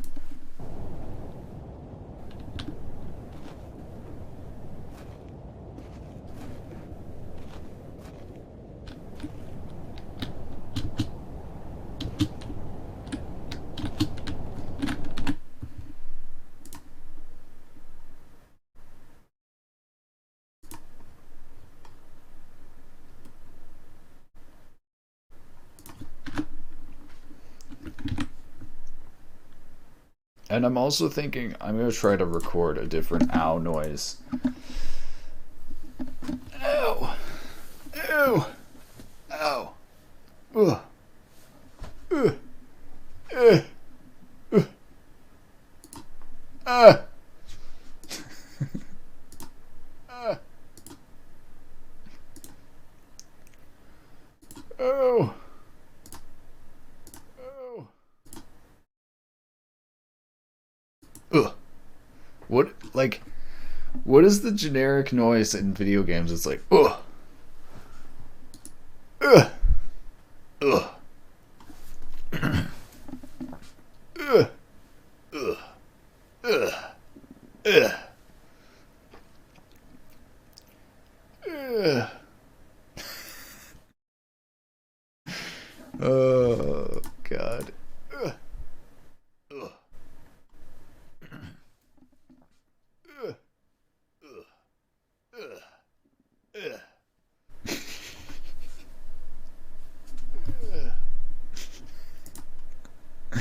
Oh God. Okay. Hmm.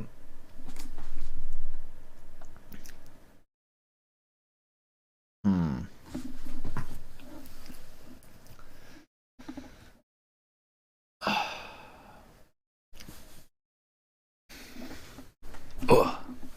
I feel like there needs to be like a force to it. Like it's almost like your player literally has like force applied to him. Ugh.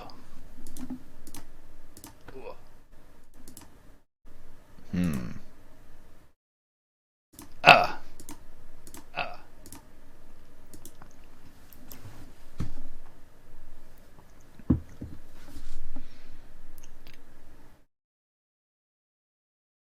Ugh. Yeah.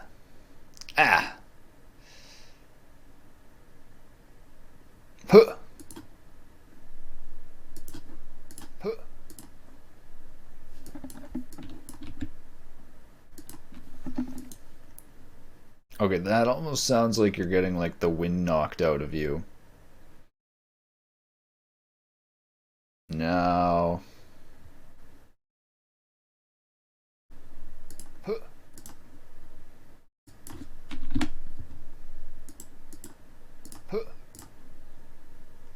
Maybe making it deeper.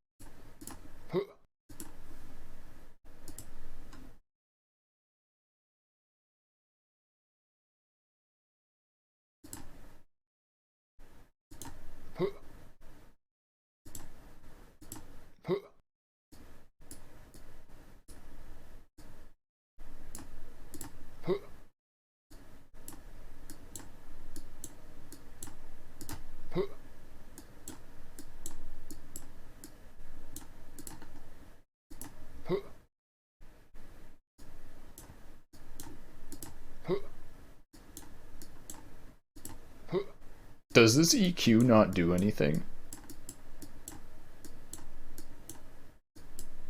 Is it only in a limited range? There we go.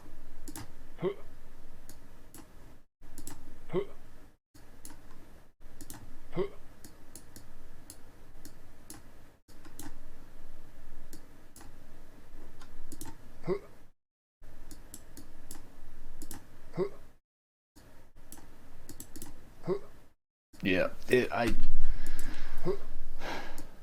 voice acting is really hard. Even doing like simple noises. Ow. Ah. Ugh. Huh.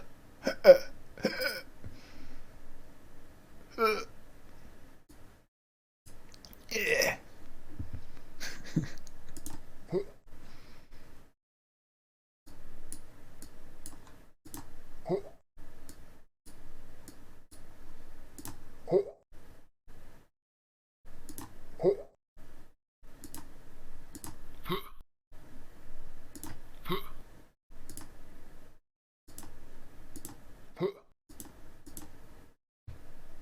Presets.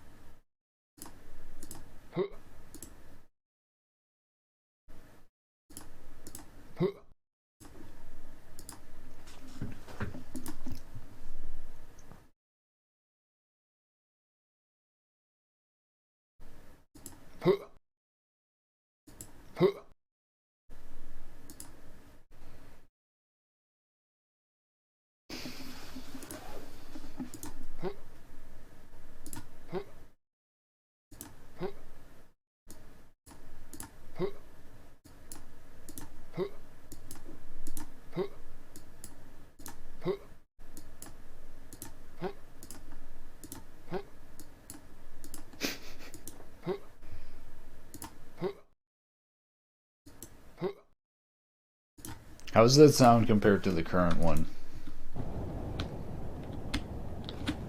Ow. Ow. Ow. Ow.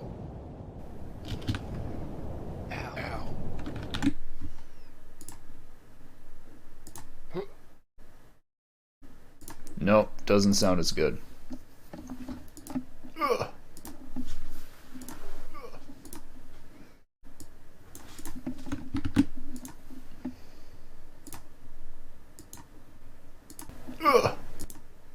Oh, this actually has noise in the background.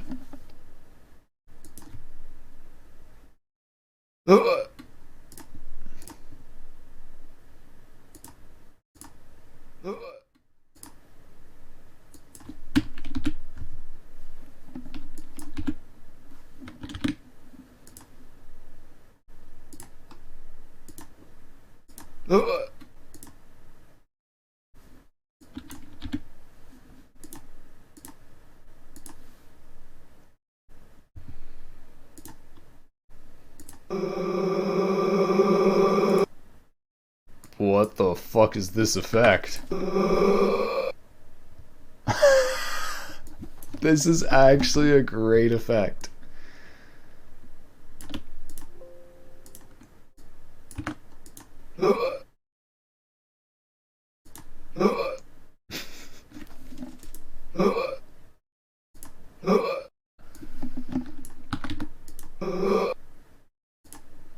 There we go.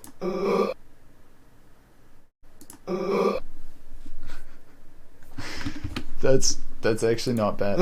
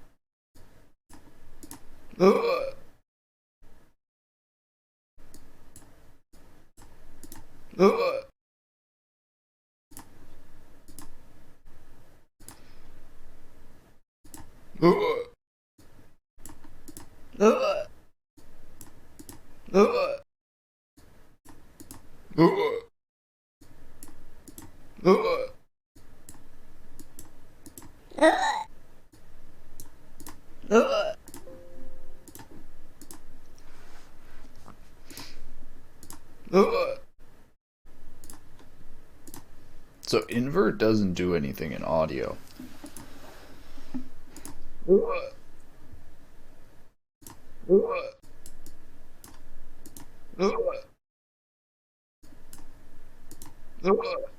Is it really only limited to, can I not do higher than 4?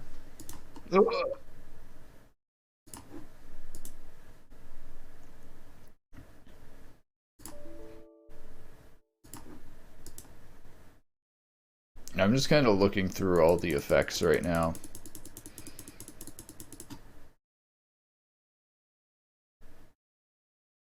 Seeing what sort of stuff we can come up with.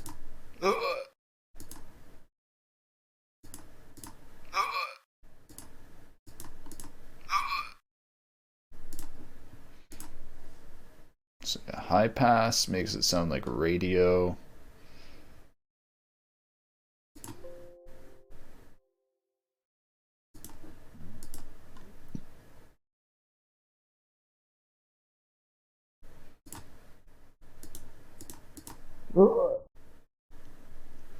That makes it sound like it's underwater.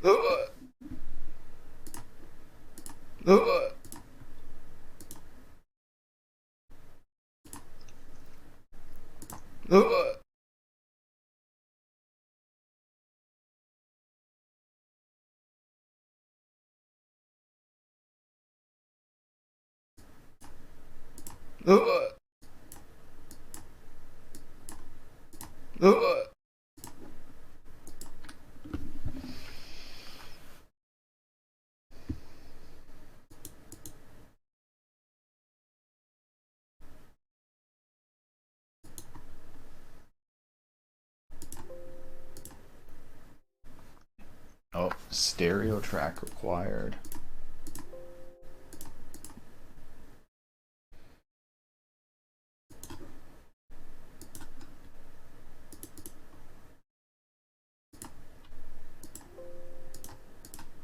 Remove vocals. Wow, can this actually be used to remove vocals? Only works with stereo tracks. Damn.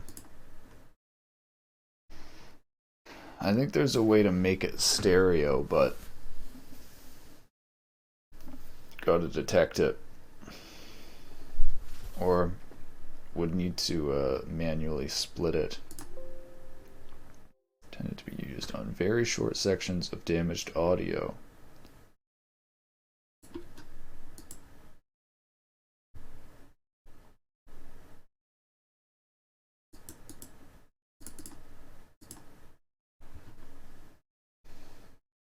What if it's reversed? That's fucking weird.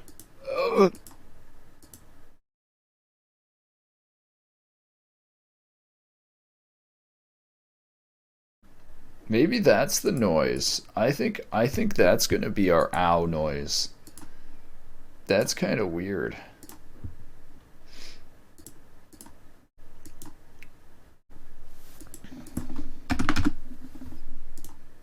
Save this as ow1 just in case I want to use the other ow.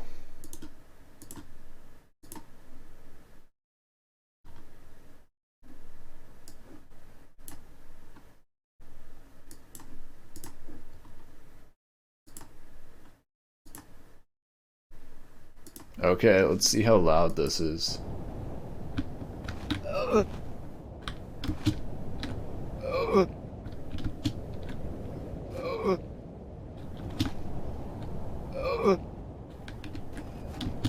Okay, not bad actually.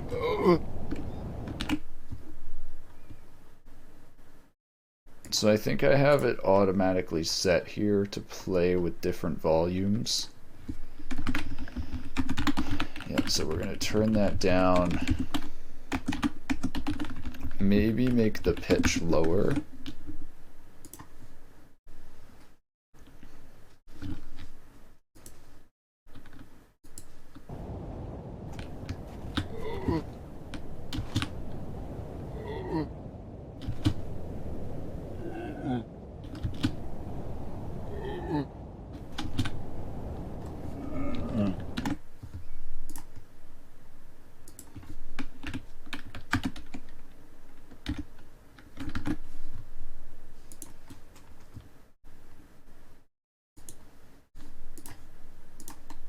Alright. Kind of scuffed, but that's kind of adds to it, I think. Alright, I'm gonna go get water. And then we're gonna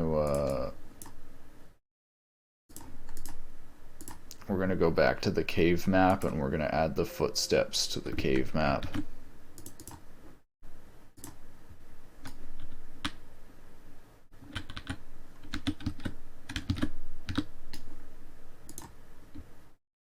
I'm also gonna make these I think make the water look better now.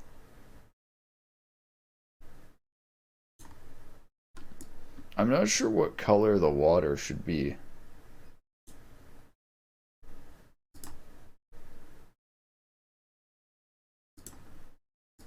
Like, why isn't this changing the color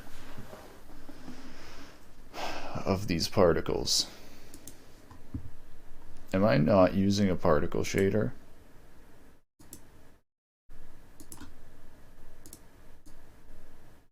I'm using a particle shader.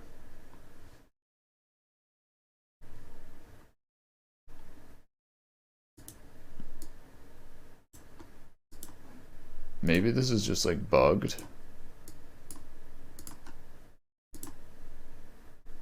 Let's go between red and blue.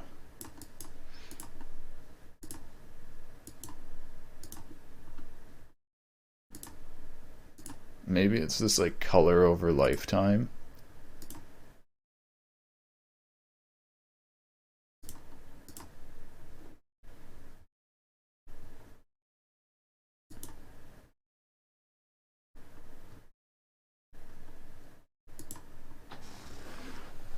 Let's try turning off color over lifetime.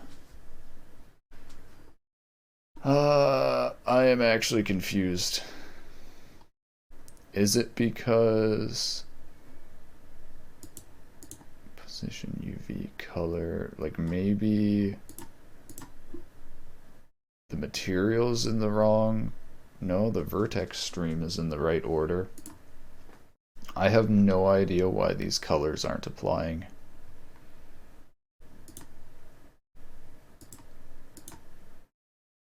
They're not applying as billboard either. What the hell, dude?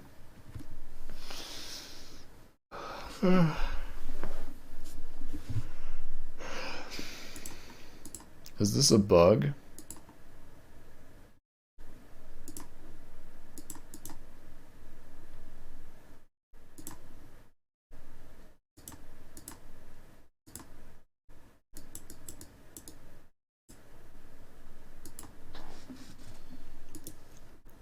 Sending it to orange and it isn't applying. Like what? Did that just work now that I set it to additive? So is overlay bugged? Oh my god, overlay is bugged. Overlay doesn't take any of the color into account. Dude, why is this so laggy? Is it re-simulate?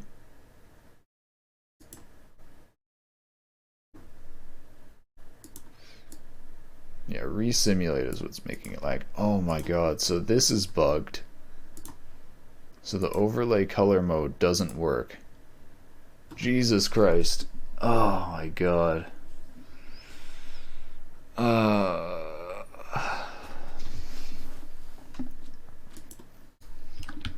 So much for PBR.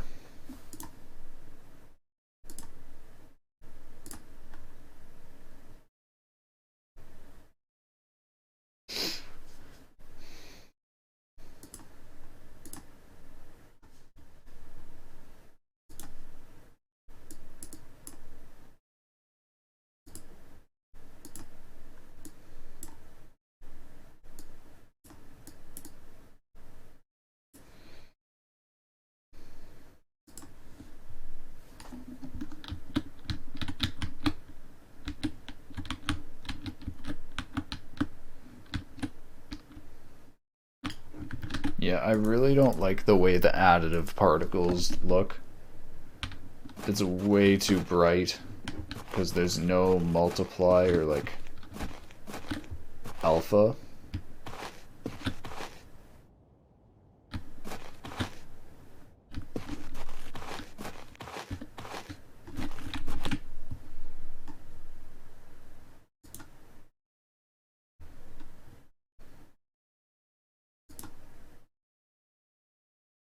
Oh, I didn't fix the roll off for this.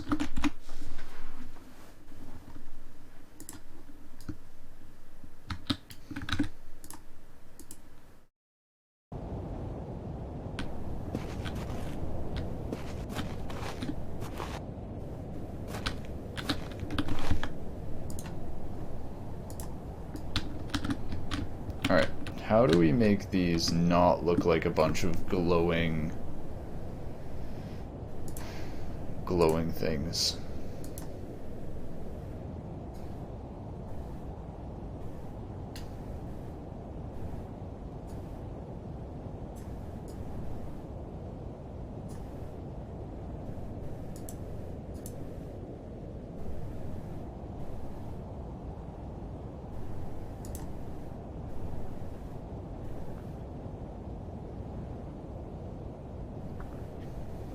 I just realized there's a few of them falling out of the world. I guess it's because where they're spawning.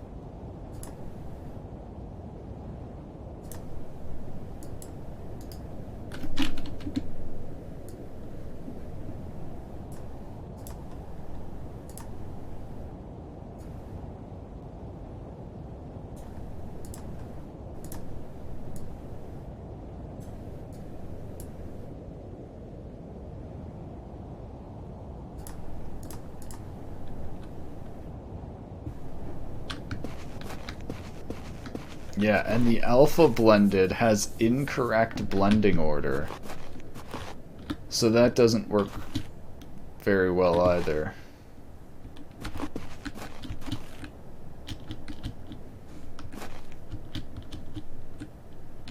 I think this is actually lagging. Hold on a minute.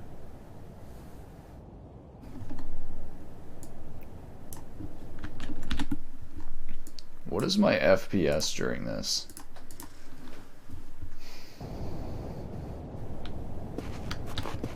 Yeah, dude, this is hitting my FPS, and you can see the incorrect alpha blending of the water.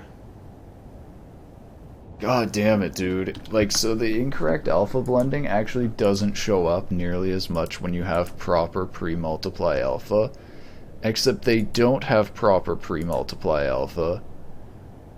I don't know what the hell they're doing. But it doesn't blend properly. What the fuck? Like, you can actually see the fog being added. Like, the fog actually creates light out of the particles in the distance because the fog gets added.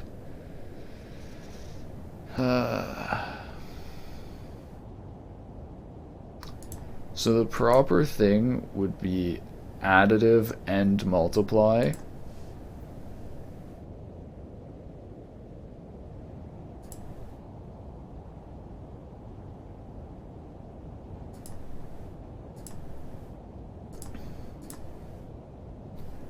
But we can't do both of these, as far as I'm aware.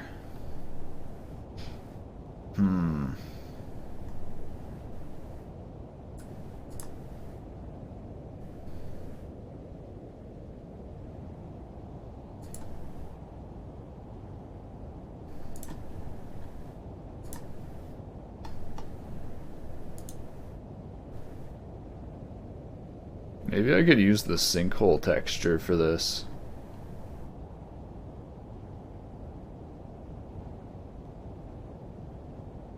Where is the sinkhole texture?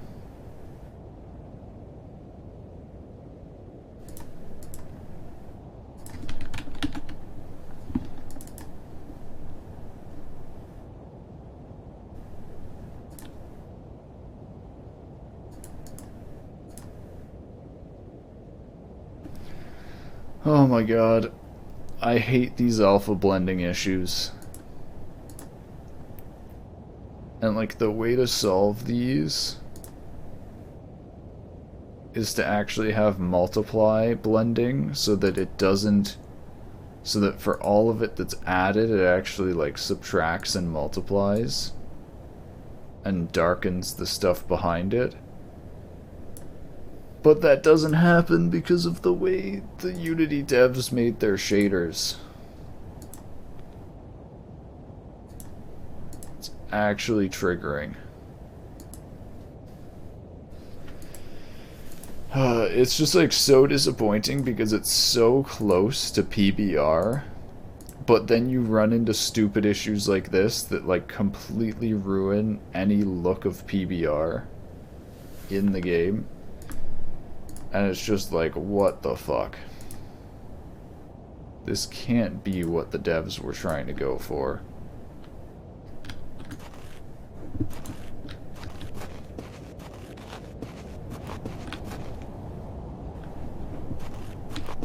Like, look at how bright the additive is. It's ridiculous. And like, it just gets covered in fog. Like, it just ends up rendering as fog. It's so dumb. I am blown away that the Unity devs thought that this was a good workflow for transparent objects. Because it is honestly so shit. Like, the best working mode is the alpha, and it doesn't have proper depth sorting. Hold on. Wait. Sorting. Render alignment view. Sort mode by distance. Oh my god.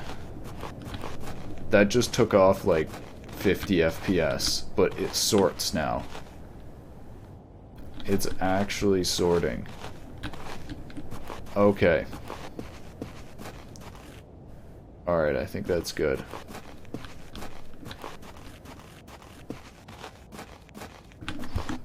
Now the question is, why are these not fading out?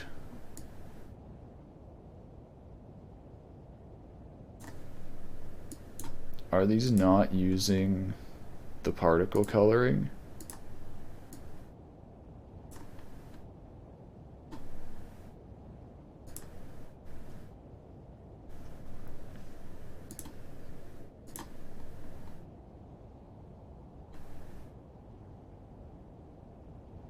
Yeah, they're just like popping out of existence.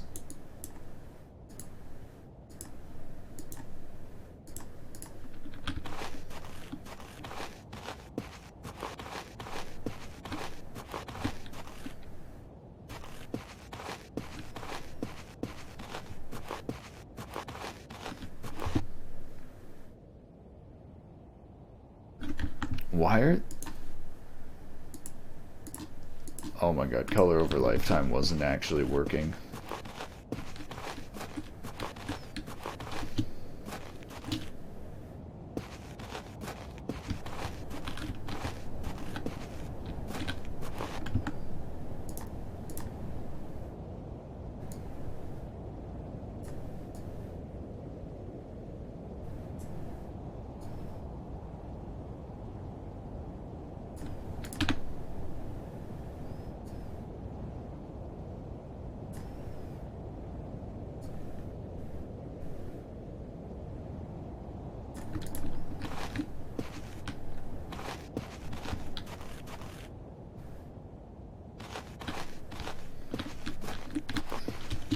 Dude, I think the particle system... Let's see, how much FPS difference?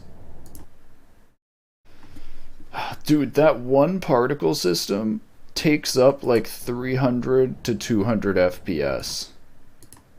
It's kind of fucking crazy, man. Just this particle system.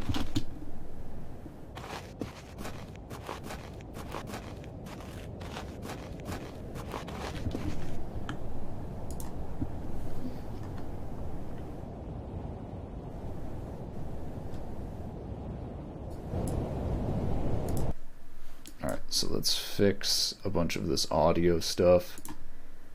Fix the player's footsteps.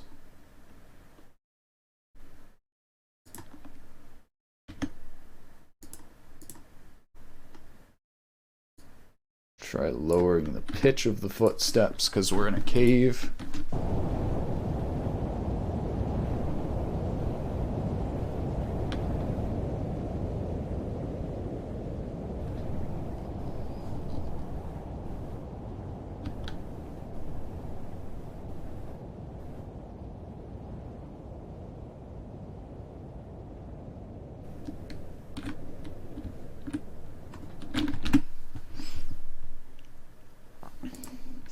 footsteps are not playing now for some reason.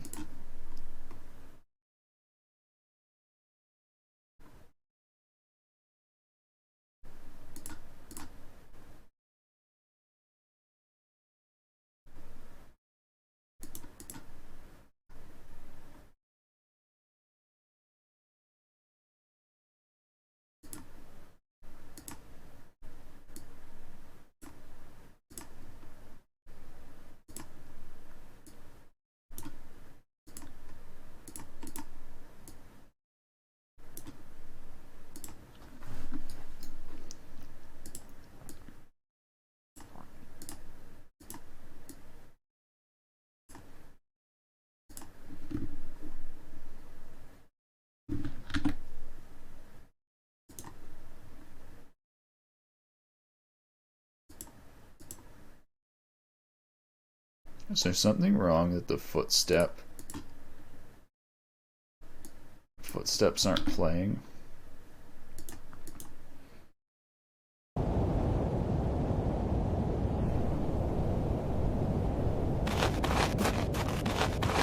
There we go.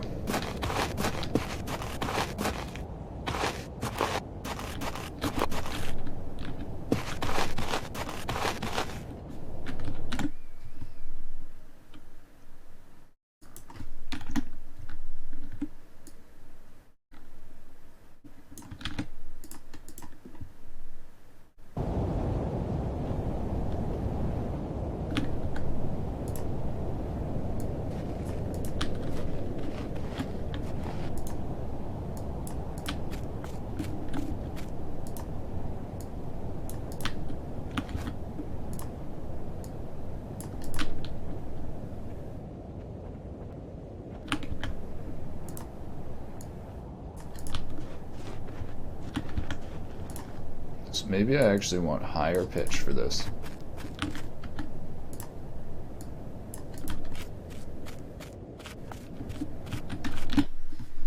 Yeah, higher pitch is actually better for this.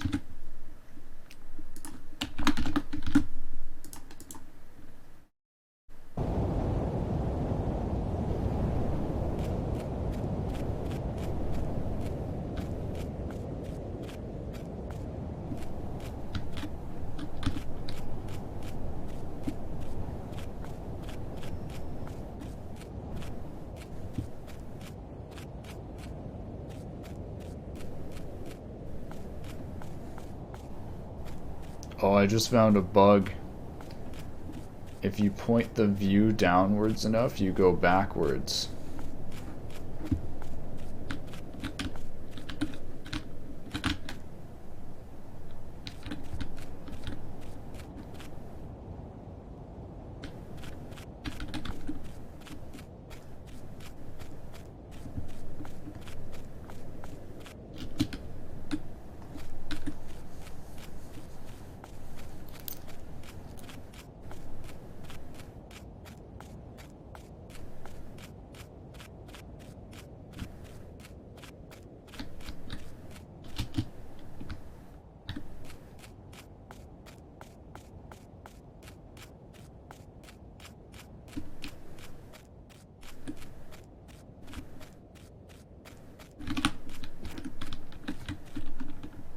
I think the water stream should keep attenuating more.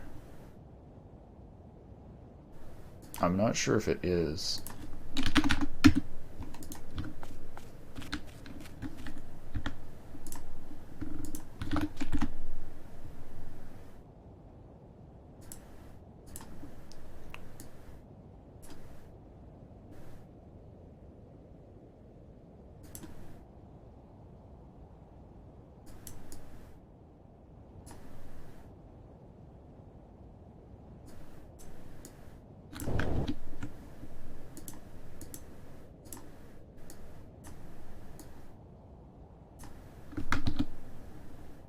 Interesting how you can change all of these.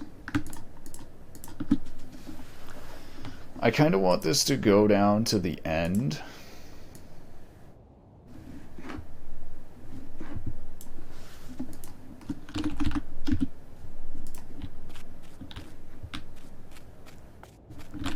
Alright, I want to try reverb zones. I want to see if it works decently with the footsteps.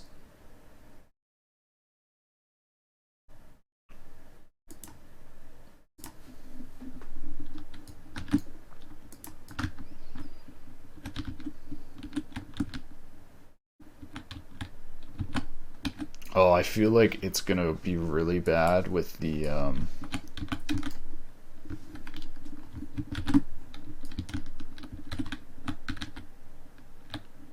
water source, but let's try it. So there, cave.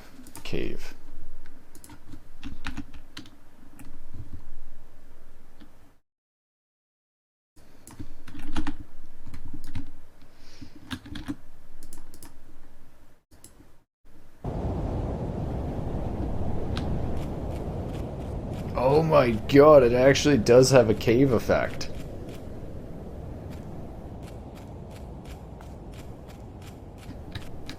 That's actually so good.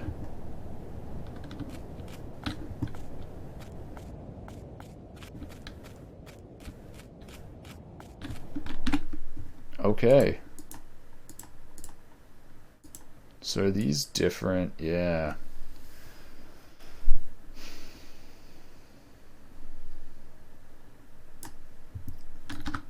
Alright, so we're just gonna put this whole thing in an audio reverb zone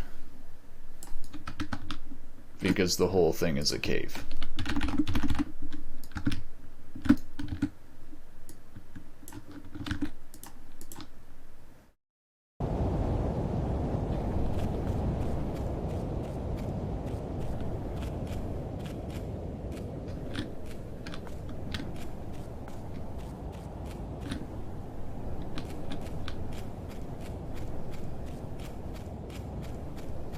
I feel like I should have some stuff down here, like at least maybe some moss, or at least some other rock objects. All right, I need to add a little stuff. So the goal now is we're gonna finish up. There's little like sections here where you need to make a jump, otherwise you fall. I need to add the death zone there, so if you don't make the jump, you die. And then I'm gonna try to, I think we're gonna eventually add some gameplay. Or like, I'm gonna try to do an item thing where you find an item, and then that helps you like get through an area or something. I have very little actual plans. I'm thinking...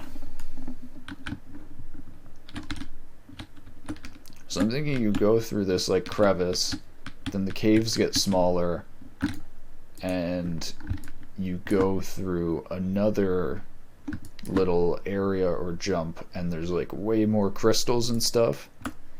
And then you see the first like spider or signs of the aliens. And then from there, you might actually find a, maybe you'll find like a house or something that fell into a sinkhole and has fallen into like the alien, maybe you'll find a dead body.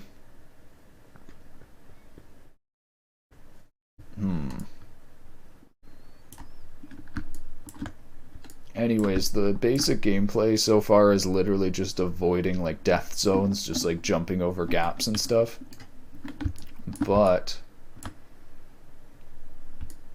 after this, I want to, in the actual caves, I want there to be like, I'm thinking like what, I was thinking maybe you pick up like a boulder or something and can use that to make a bridge, but that doesn't make fucking sense. Like you don't pick up rocks and make a bridge, and there wouldn't be like wood or anything here. Maybe, okay, so maybe that's where it connects. There's like a house that's fallen into a sinkhole here, and there's like a path that you can't cross because you need like a bridge, and you're able to get like a plank or something from this broken down house. I think that's it. That is what you do.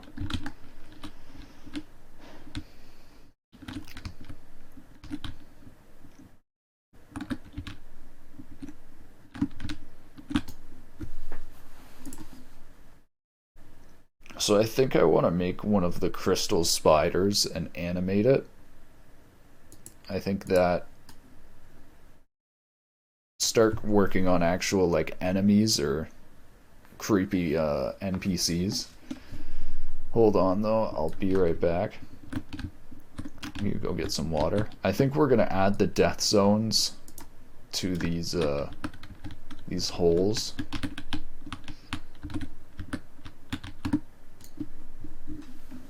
I'll be right back.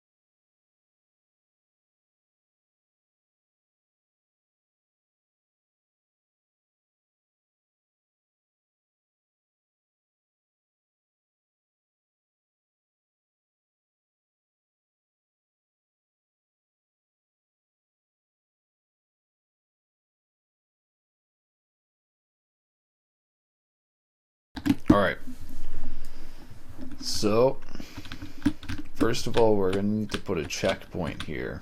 So when the player gets hurt, it actually resets them here. I guess I'll put the checkpoint right here.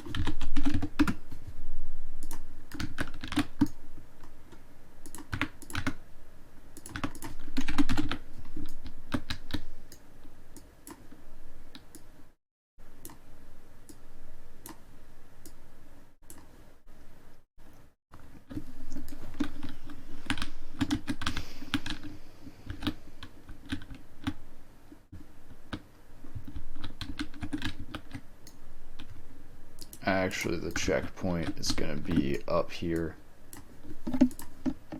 where the player spawns.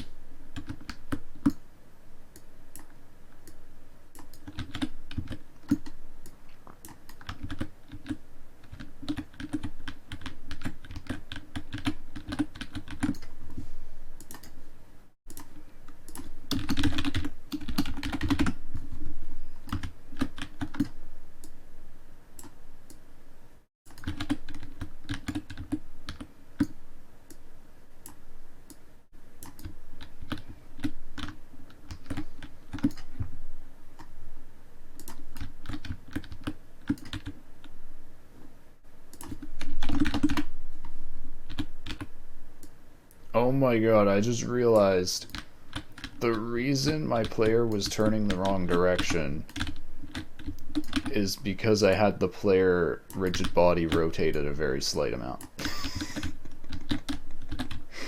That's a good one. That's a good one. Alright, so now let's set up the reset point.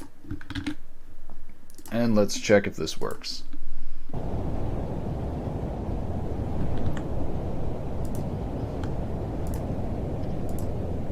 Holy shit, I just want to hide the stats window. Unity, please. Well, take this opportunity to go full screen. So I want to see if you can climb up here.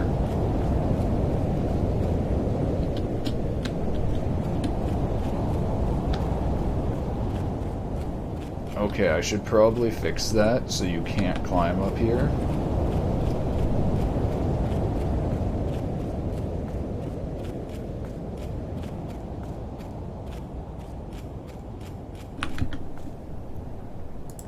Is there a way... I wonder if... I noticed that reverb zone mix can go past 1. I wonder if that means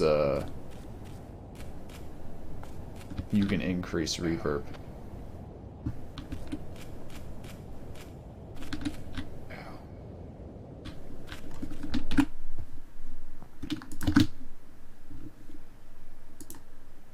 It's like, what if we go to player footsteps here? where is it? Reverb zone mix. How much the signal is mixing into the global reverb? 1 to 1.1 lets you boost the reverb. Let's try boosting it. How does it sound?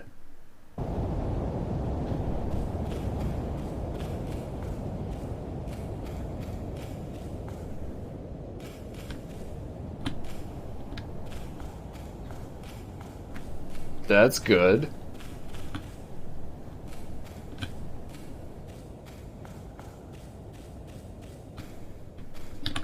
I think I should just generally boost the reverb instead of boosting that.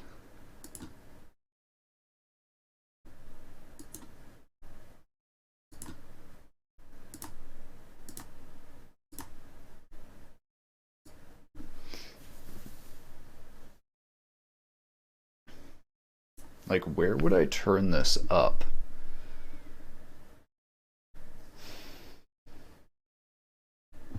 Which one would just generally boost reverb?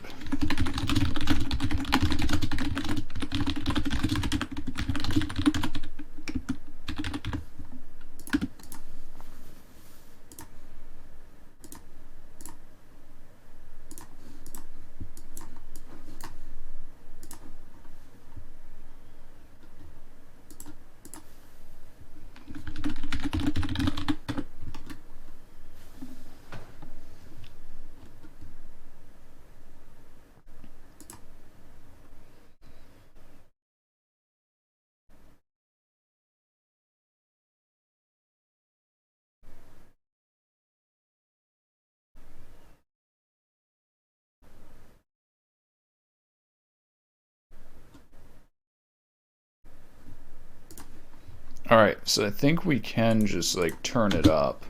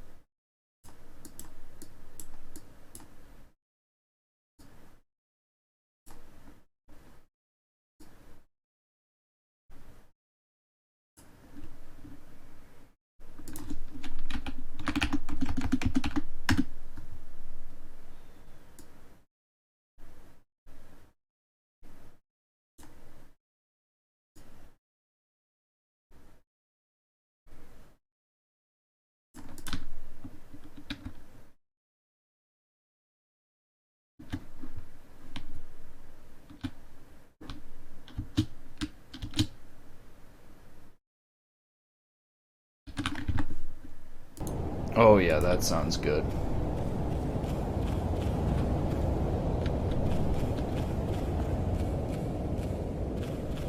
As in, good, it's supposed to sound like scary and disorienting, and the footsteps sound like it's echoing off like cave walls.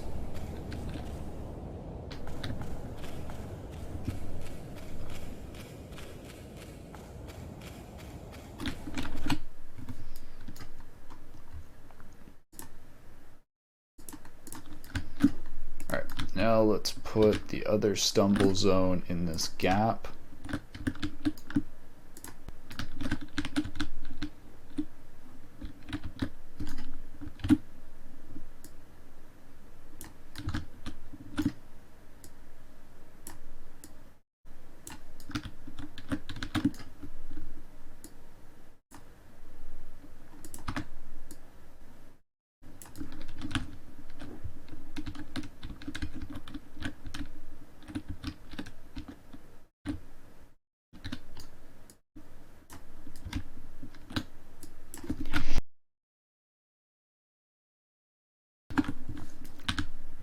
Excuse me. I think I'll let the player fall for a little bit before he hits this zone.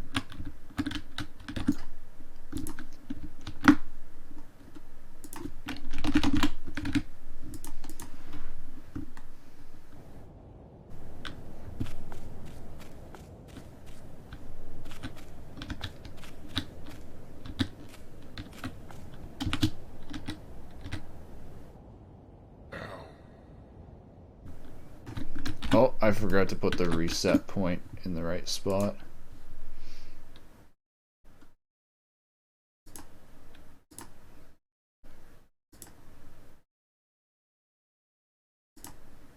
Is there anything with more reverb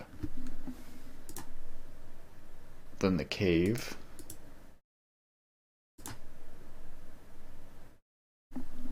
I'll see if any of these are better.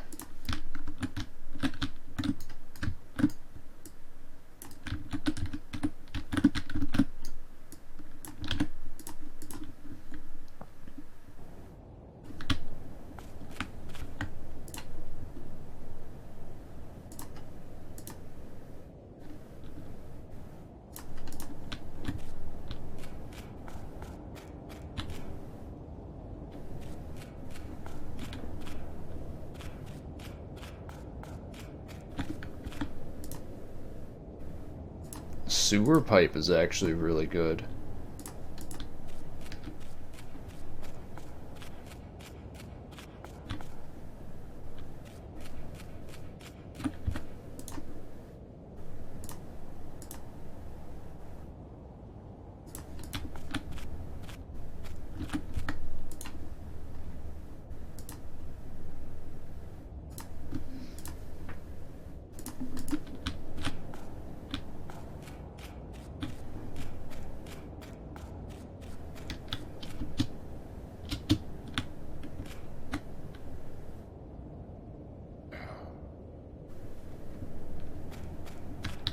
Oh, I need to reset the player's velocity, or they bounce. Okay.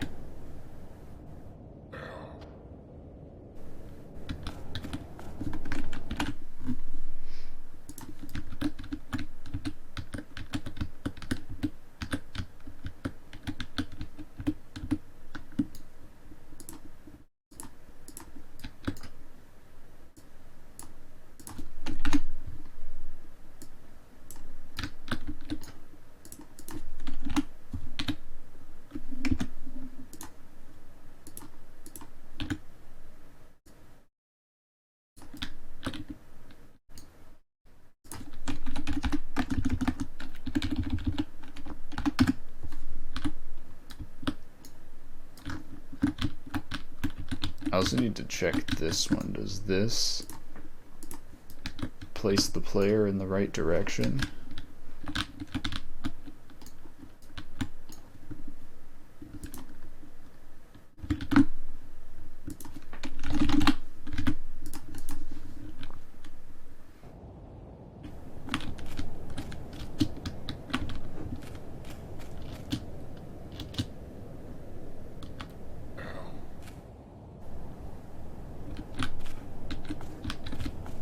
Oh, that really disorients you.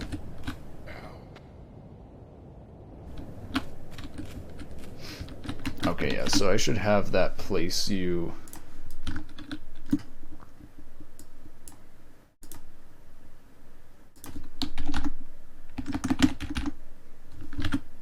keep you in the same direction that you fall from. So that way you can just repeatedly damage yourself if you're a masochist. Nice, okay.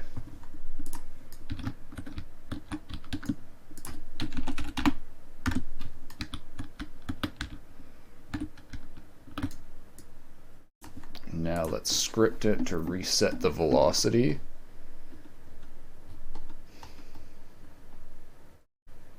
So when it resets your position,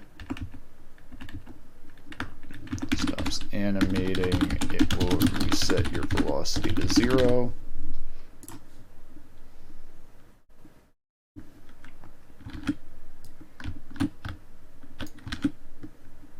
Alright.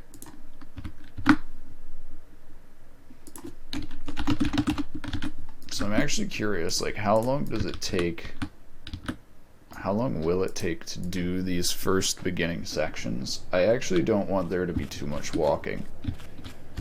Even though I don't really care. There we go. Okay, that works good. Can you like hold onto the wall?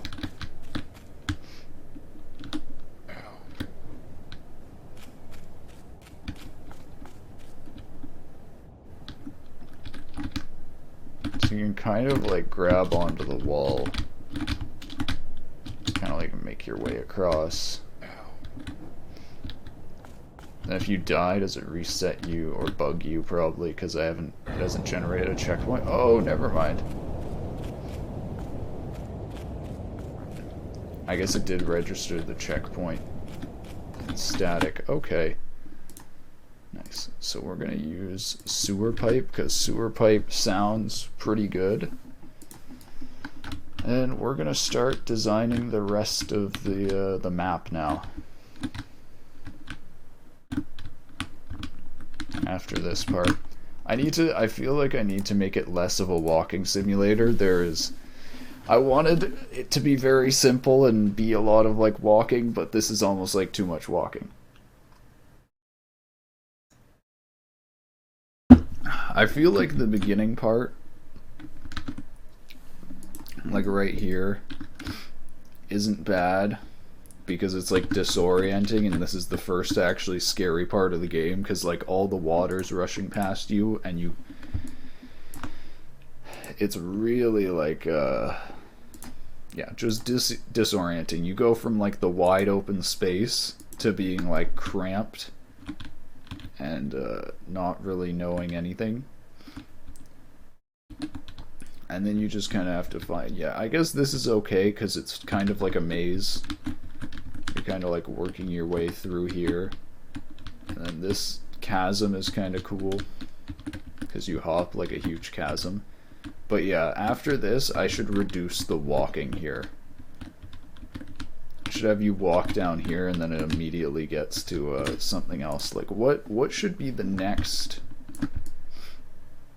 Maybe there's just like another chasm? Huh.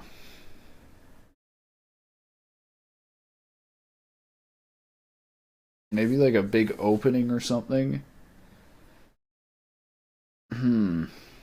I feel like doing some sort of puzzle or something so that it's not just a walking simulator. But I'm not sure.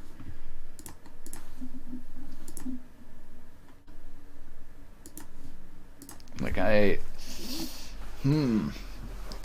so I'm imagining like, say this next area opens up into like a cave. A cave right here. Maybe there's a bunch of rocks or things you gotta like see. All I'm thinking of right now is jumping puzzles. Like I said, if I do like a house or some actual stuff fallen underground, then you'll have like materials like a log or something.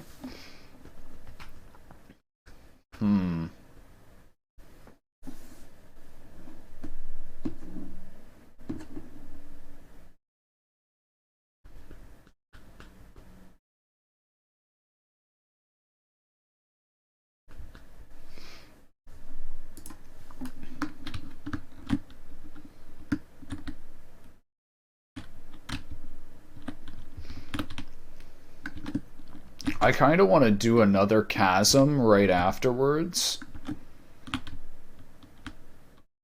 But at the same time, no.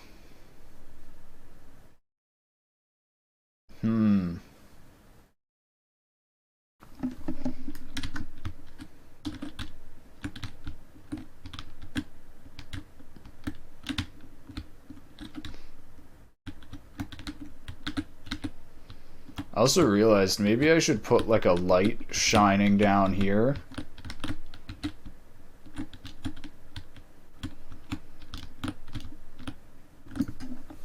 Yeah, I actually think I'm gonna work on now like a little human house. I mean, what else builds houses? The aliens. So yeah, I think I'm gonna have this go to another chasm, and then there's gonna be like a side road or side tunnel. And that's gonna go to like a house fallen in the sinkhole.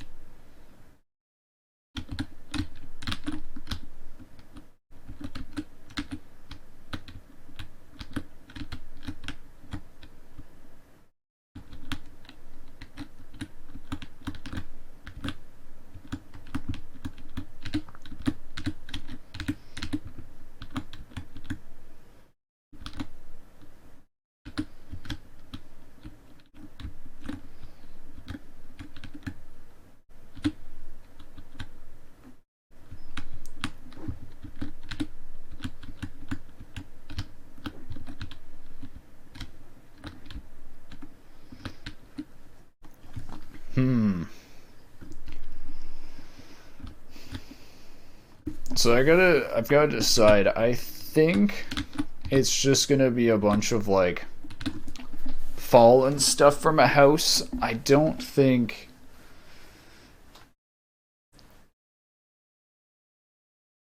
I'm thinking like you're looking up at like the bottom of a house or part like probably cross beams or maybe bottom of foundation that's like fallen through onto the ground here.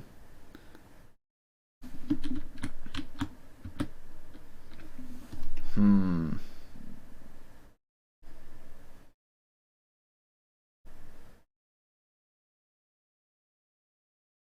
It's like the bottom of the house is right there.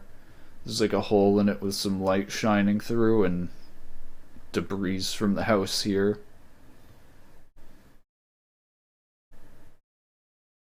Hmm. Like what would the bottom of the house from there look like and what would an old house look like? I think just mostly wood. Hmm. I think I should do some like furniture and stuff. I think if there's like fallen furniture, that would make it kind of obvious, but I don't want to do too much.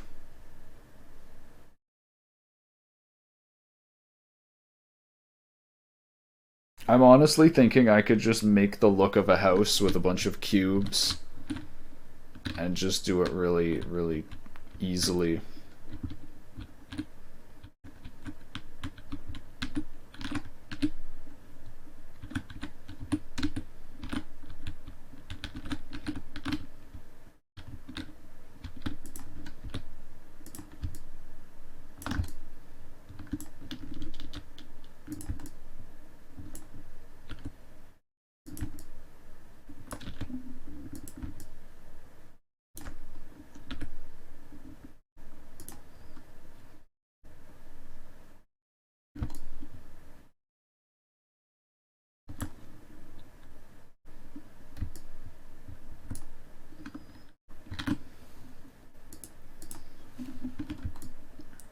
I also feel like I should design ahead of the tunnel so I don't keep exporting this. I think I'll do the next gap here.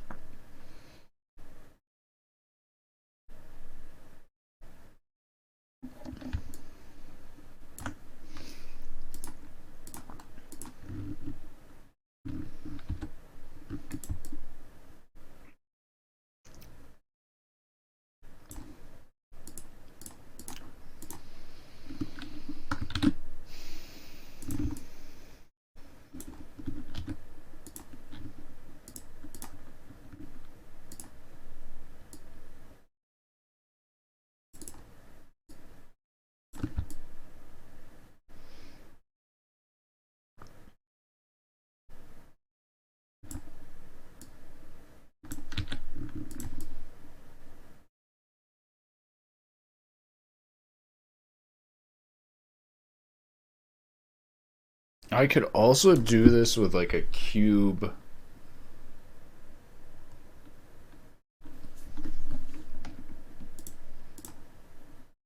With a cube. Actually, never mind. I was gonna say I could do this with like meta balls, but honestly, I should just design it here.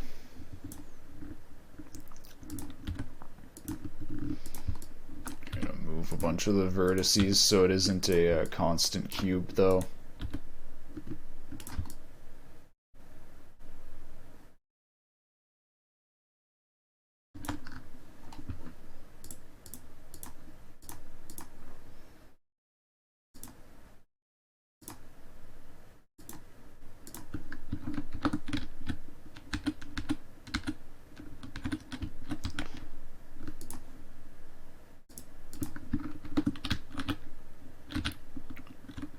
That's weird. It did not apply the same. Oh wait, it's difference instead of union.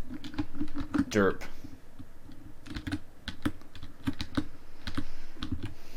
There we go. So now it's a big gap. The player won't be able to jump.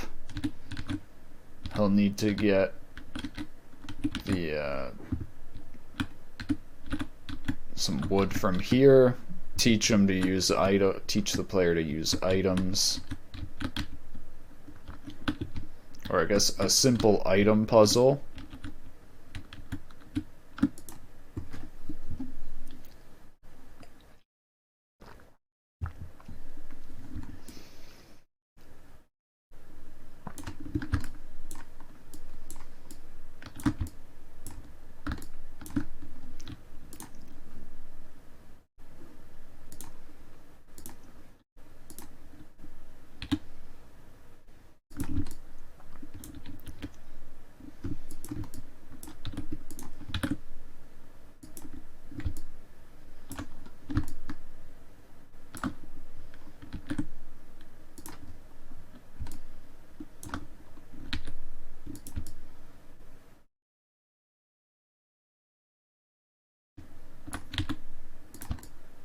Is that too small? That might be too small. We'll have to see when I put the player in. Where is it gonna go from here? I guess this might actually go close to the alien base now. I think the player's gonna see one of the like alien spiders coming up here. Maybe like run off into the hallway or something.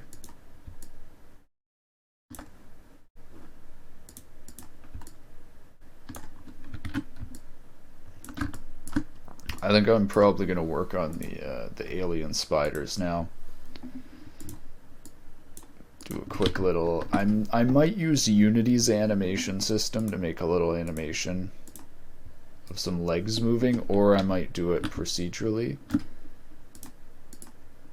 We will see.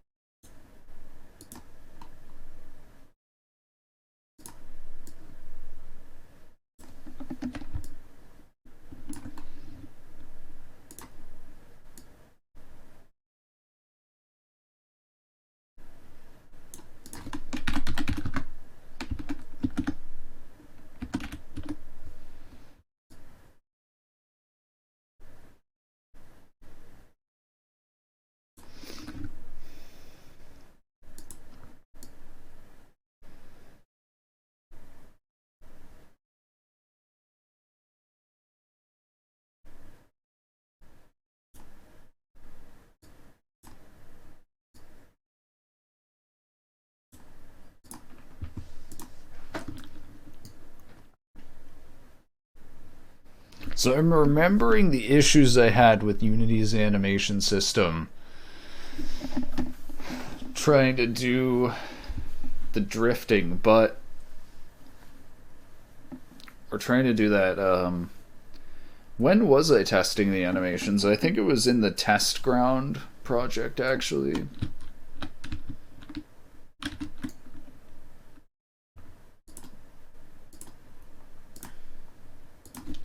Let's try doing this with Unity's animation system. It's kind of what I'm trying to practice.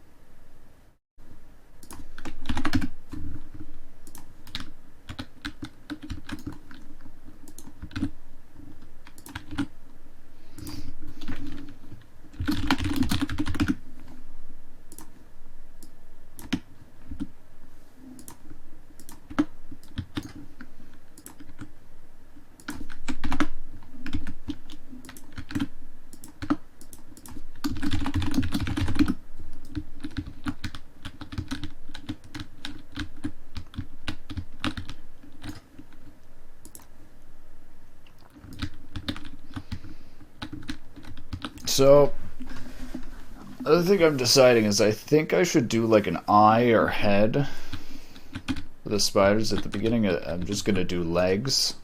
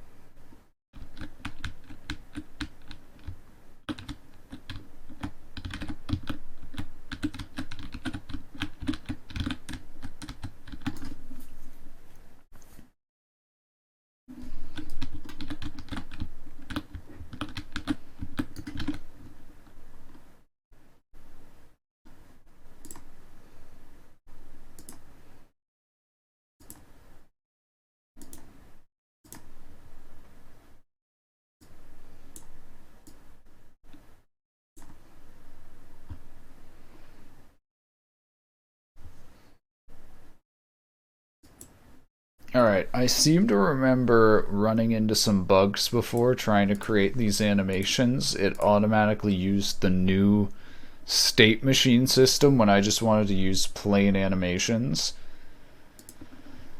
So I think I'm gonna try to make the animation from here.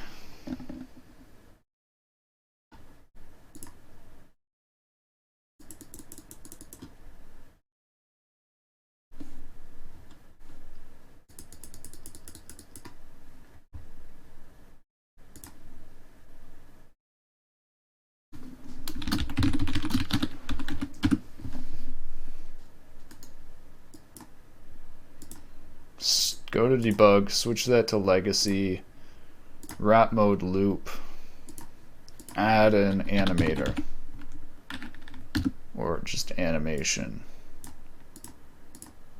Play automatically, always animate. Based on renderers. Maybe it should be always animate. Alright, so now we can add our animation properties, I think.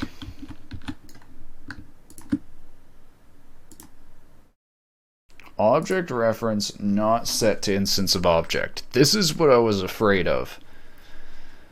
Fucking Unity errors, man. The state of Unity is like disgusting. It has legit, like, I cannot name how many fucking errors I've gotten in the console from Unity developer code.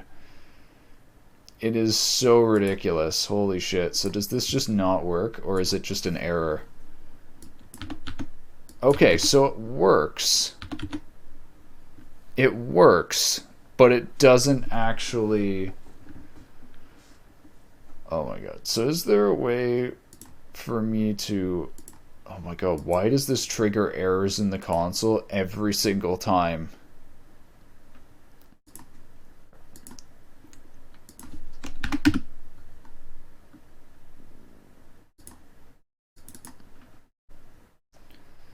Is there a way for me to forcefully add a keyframe for all these objects?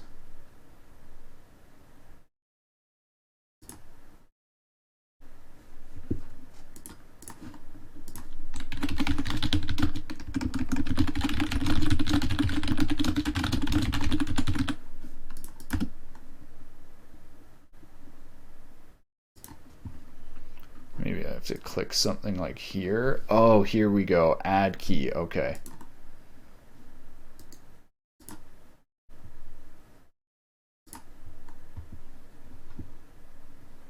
There we go. That definitely, I think, is what I was looking for.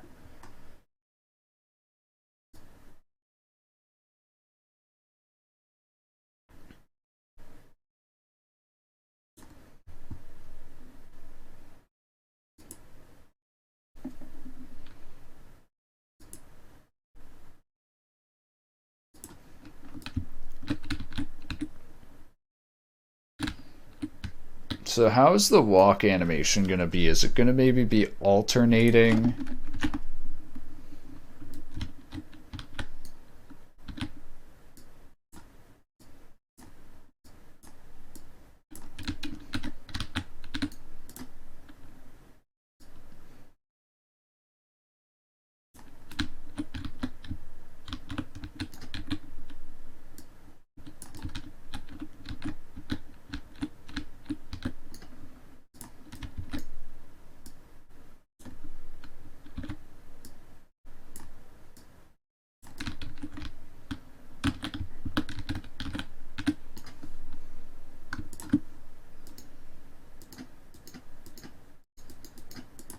Okay, now I can't.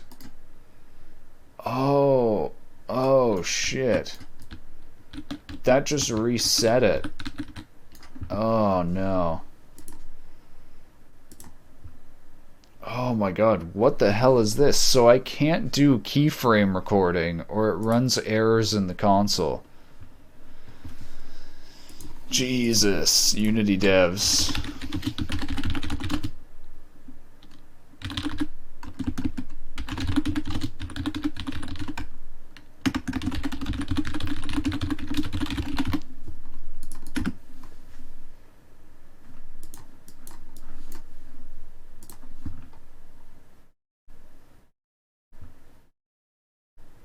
Close Unity and reopen again. That is so crazy.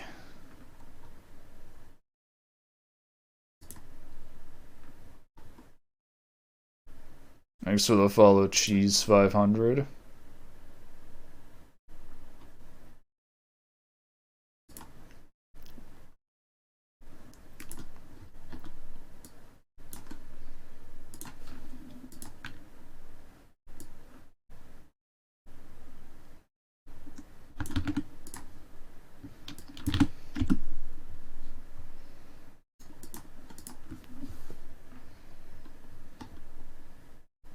Same thing happens to me. Any info. Error seems to be related to your current layout. Try reverting current layout. Resetting the layout works for a while, but the error resumes. Issue still exists. This is a known issue as of right now. The issue is currently marked as won't fix. The fix will be available in 2019. Okay. Same thing happened in Unity 2020. Imagine that. Unity devs failing to fix a bug. Imagine that. When does that ever happen? Alright. So, can I even record?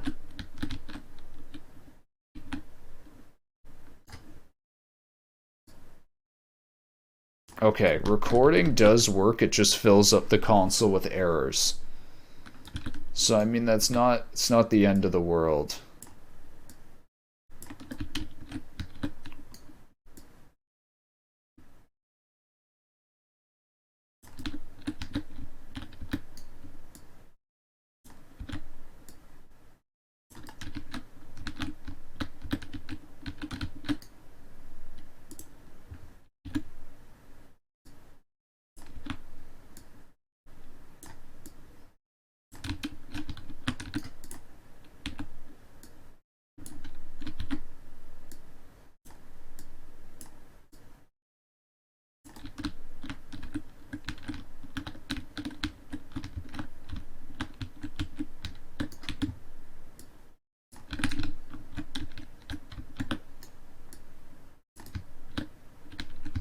I think it might actually be easier to do this as a procedural animation, since it's just moving a bunch of rotations together. But at the same time, I kind of want to try to learn Unity's animator.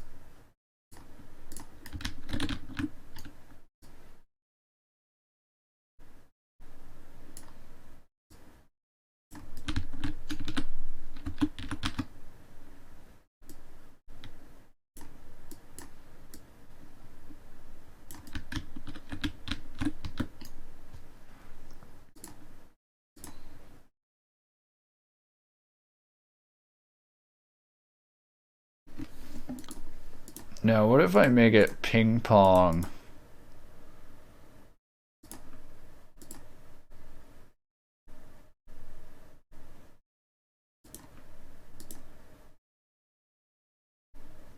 Doesn't seem to be working.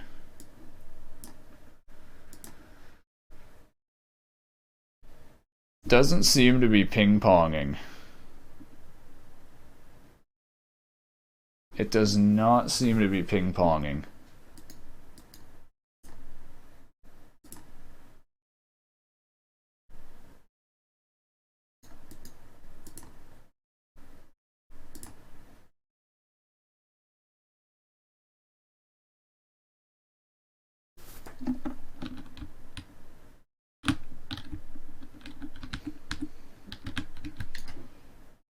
That might work.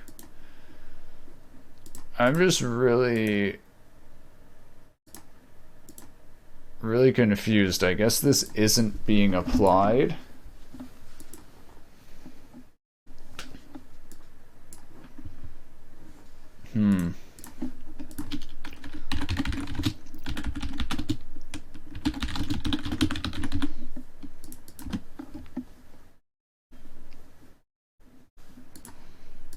I guess what I might want to do is copy this to there. I think what we're going to do is we're going to put this down here, and then we're going to look at it from the player's perspective in the game and see how this is actually animated.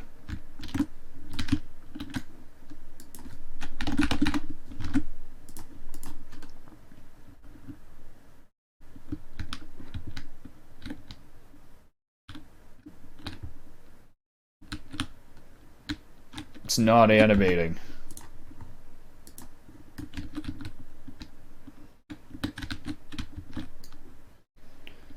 It is not animating.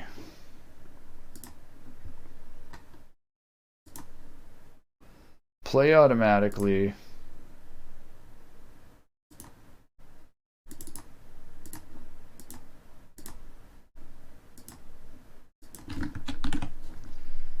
Maybe because I didn't have it set to loop.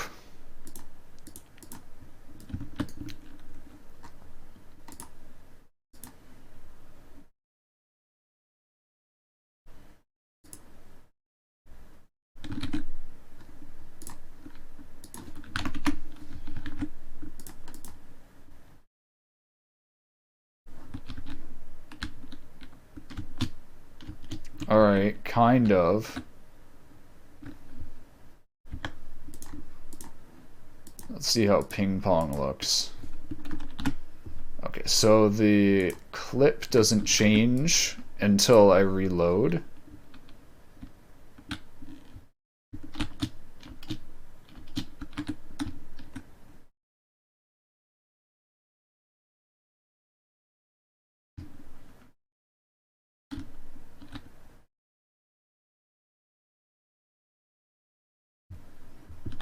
Kind of looks like it's wiggling around. Is there any way to change the playback rate? I guess I have to do that from script.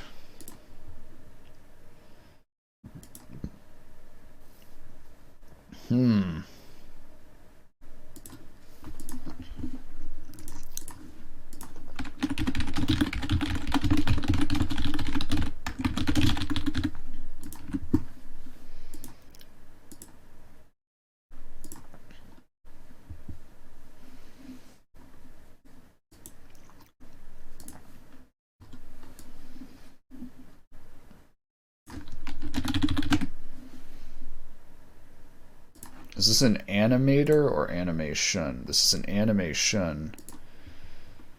So if I'm playing just an animation, can I change the speed? You have to be able to.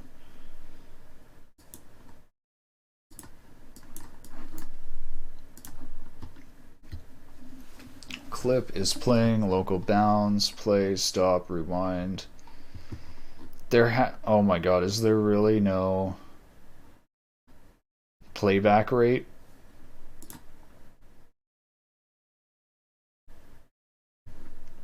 Wow. This is crazy. There's no way to change the speed? I could have sworn there was a way.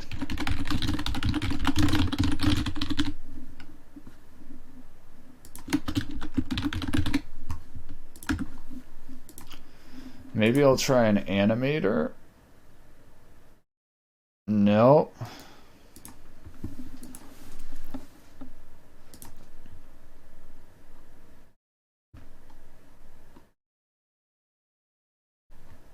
Animation.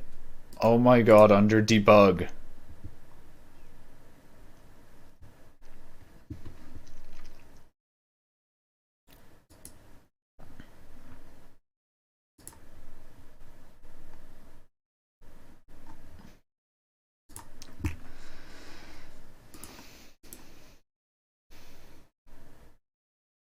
So I think that changes the time.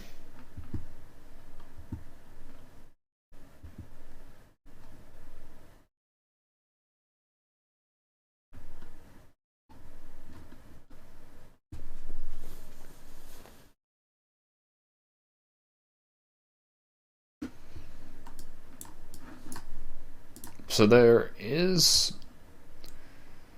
a way to get the animation state by doing this or doing for in. So this gives us all the options. I'm gonna assume that sample rate is the same thing, and if I increase sample rate, it'll make it move faster. Hello, Tristan Regi. Are you making a game? I'm trying to learn Unity. I don't think that made it any faster. Like a walking simulator game. It's supposed to be scary. Or kind of like creepy. But it's also figuring out stuff like how this animation system works. So yeah, this does not change anything.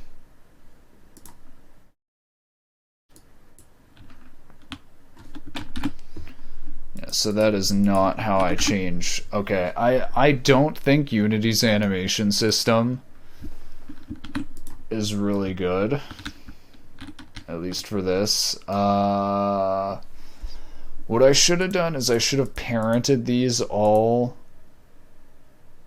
so that they're centered around one point, and then I can just rotate them like limbs.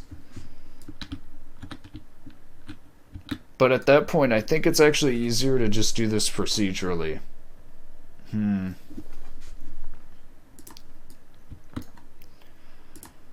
Well, I want to see...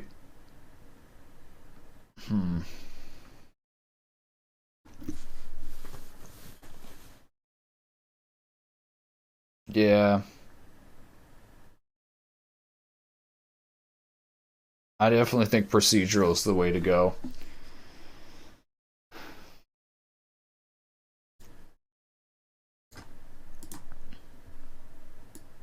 Unity's animation editor is insanely annoying to use. I don't know if this is broken or I'm misunderstanding something, but like it's literally impossible to scroll ahead in the animation. Like if I'm trying to place keyframes like 3 samples ahead, it's literally impossible. You literally, like, this has to be a bug. This is so ridiculously bad. I guess it's hard to see behind my camera.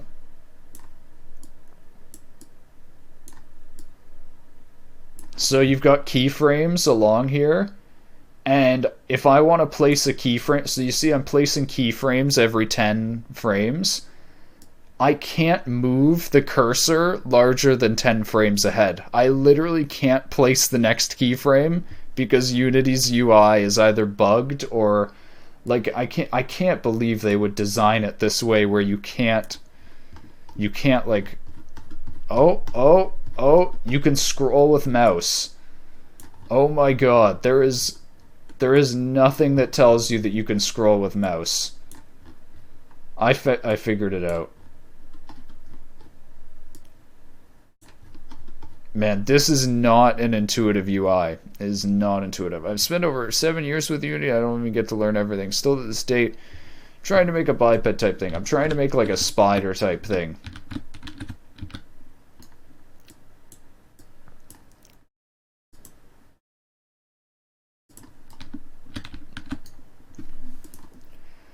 Just trying to figure out how to animate stuff mostly.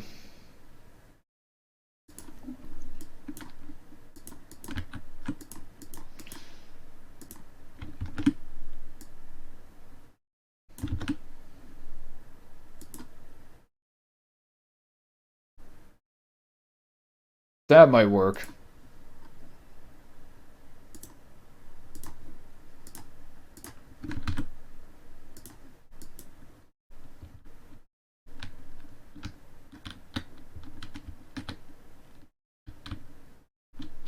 That's good enough. So this is also going to kind of benchmark the animation system. I want to try to do thousands of these tiny things, sort of going away from you in the cave. Check out this. They have a project sample, and it's procedural.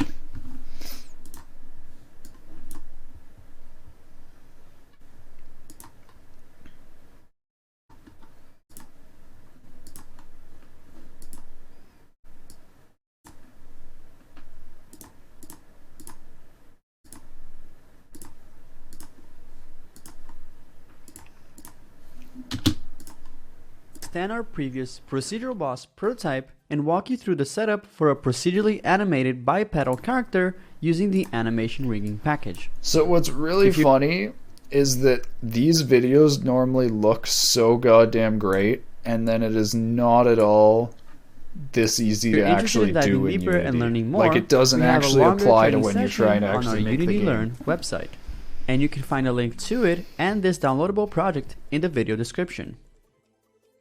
This video will walk you through the creation of our prototype, setting up a rig with the animation rigging package, creating a script to procedurally animate that rig, and then integrating it into our rig by downloading the original procedural boss prototype, which included assets for a two-legged robot walker and the animation rigging package pre-installed.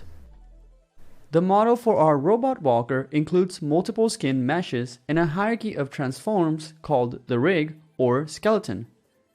In the context of 3D animation, the skin mesh plays the role of the skin or visible surface of the model, and the rig or skeleton is composed of bones, which are objects which can cause the skin to the human body. To better visualize this hierarchy in the scene view, we can use the bone render component provided by the animation rigging package. For this, we select the first object in our bone hierarchy, and in the animation rigging menu, choose Bone Render Setup. Now we can see all of the bones that make up the rig for our character in the scene view. Normally, character animations are created by setting keyframes for different poses of this rig. The benefit of the animation rigging package is that we can dynamically control the rig using different constraints, allowing for flexible and dynamic animations. Wait. How is that any different than just selecting game objects and... We can dynamically control the rig. Okay, so this won't work because I don't have bones. I'm not using a rigged mesh. And then, I don't understand this. If you already have a rigged mesh, why would you need these bone icons to select them? Constraints, allowing for flexible and dynamic animations. To create constraints for our rig, we start by selecting our character and choosing Rig Setup from the animation rigging menu. This automatically... So I feel like them adding this is basically recreating this transform system for selecting the joints and legs and stuff there, and that if they're doing this, like creating a package for this, they should have just fixed up the selection. Like, the whole reason that this doesn't work properly is because their transform doesn't, like I literally don't get what this is doing. If this is dragging transforms and like changing rotations, how is that any different than the built-in? The only thing I can see is that you can click the bones, and even then, that seems so stupid because you can just do that in Unity anyways with layers. And like, if they were going to make a separate package for this, why the fuck wouldn't they just fix up the actual built-in engine? From the animation rigging menu. This automatically adds the rig builder and animator components to our character, as well as a child object. Okay, so immediately this video seems horrible because it just said that it's already set up with bones and a rig, and then it just said that we're going to build the rig, which doesn't make sense. Named Rig 1 that will act as our rig layer. Organizing our rigs into layers allows us to stack multiple rigs if we desire. In this case, we're using a single rig. Any constraints we add to this rig layer will be automatically added to our rig. Constraints in this context can be thought of as rules for how our character rig is allowed to move. An important concept for this type of animation is that of inverse kinematics, or IK for short. IK allows us to control a chain of bones, for example an arm or a leg, and to cause them to be positioned and rotated to follow a target, like an apple held at the end of that arm, or in our example here, a foot. This allows us to decide where the end of a chain of joints should be, and have the rig position the other joints in the chain automatically. For the legs of our walker, we use the 2-bone IK constraint, which dynamically solves the rotation of our leg given a target position for where we want the foot to be placed. Wait. How is this any different than the inverse kinematics that are already built into the engine? This is what I do not understand about Unity's future plans for Unity. Why the fuck would they make this a separate package instead of just doing this as the built-in inverse kinematics? Inverse kinematics. Like, how is their inverse kinematic script here any different than the mechanim inverse kinematics? And why wouldn't they just implement this package as the mechanim inverse kinematics? For procedural, does Unity animation come with procedural editing? Does built-in do procedural? Do you know what procedural is? Procedural just means you do it with code. I wish things were simple, but they ain't. Unity's all over the place with their stuff. It sucks that you have to go out of your way to find solutions that you need. I mean, I don't know if it's even like finding solutions, but like they're like recreating stuff that they already have in the engine, just differently.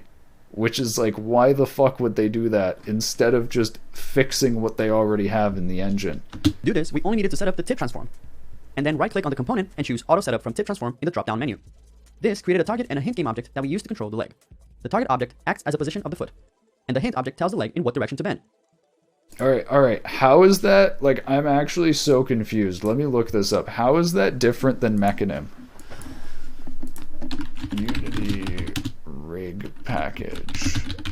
How is it different than mechanim? And my whole question is then, if this is different than if this is all just about rigging, just like mechanim, then how, like, why the hell do they not just put it into mechanim?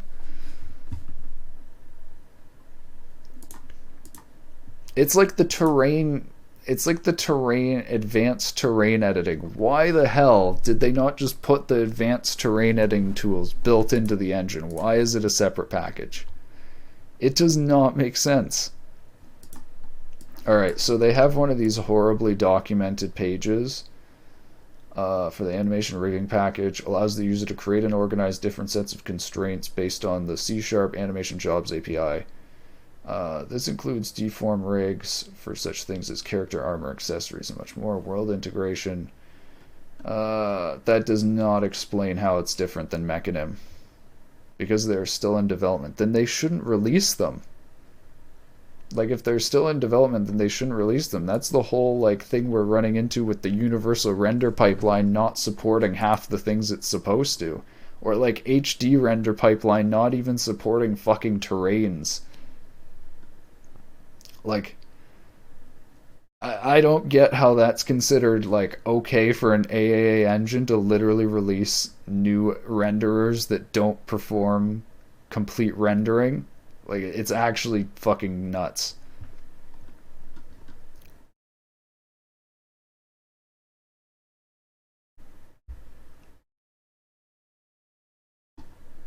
Alright. I can't find...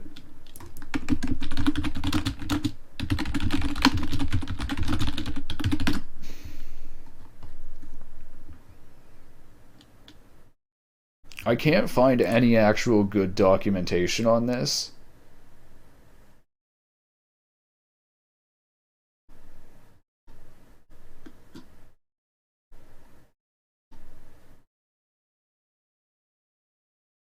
Like, this is already telling me what's obvious. Like, it is obvious that this is transforming the rig. What it does not explain to me is why you need this. And how is this any different than like the inverse kinematics in Mechanim?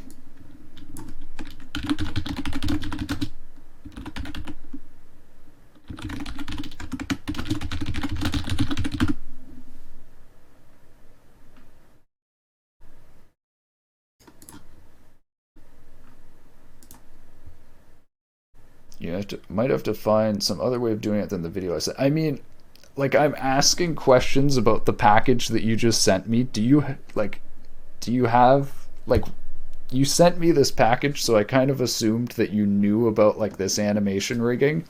Do you not have any idea about it, or like know how it's different than Mechanim?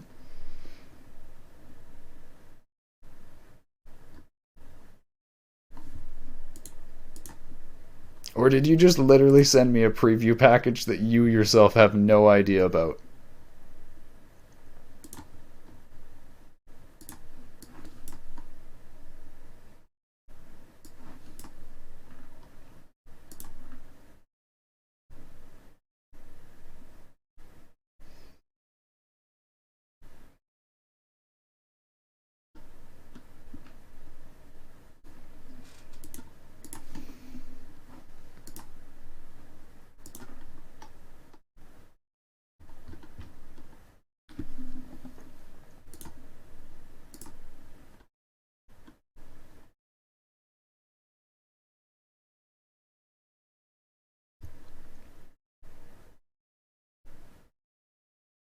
I sent a video that could be what you were looking for. Never said I knew anything about it. Wait, so you literally sent a video that you know nothing about?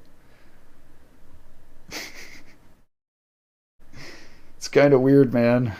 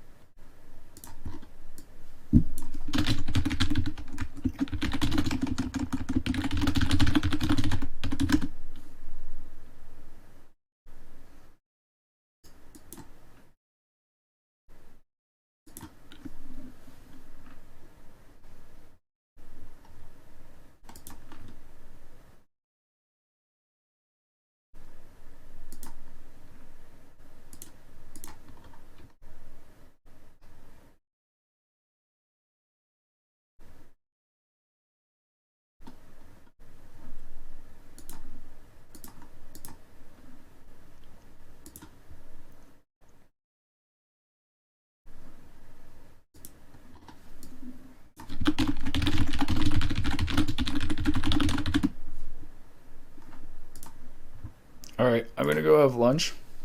I'll see everyone later. Thanks for watching.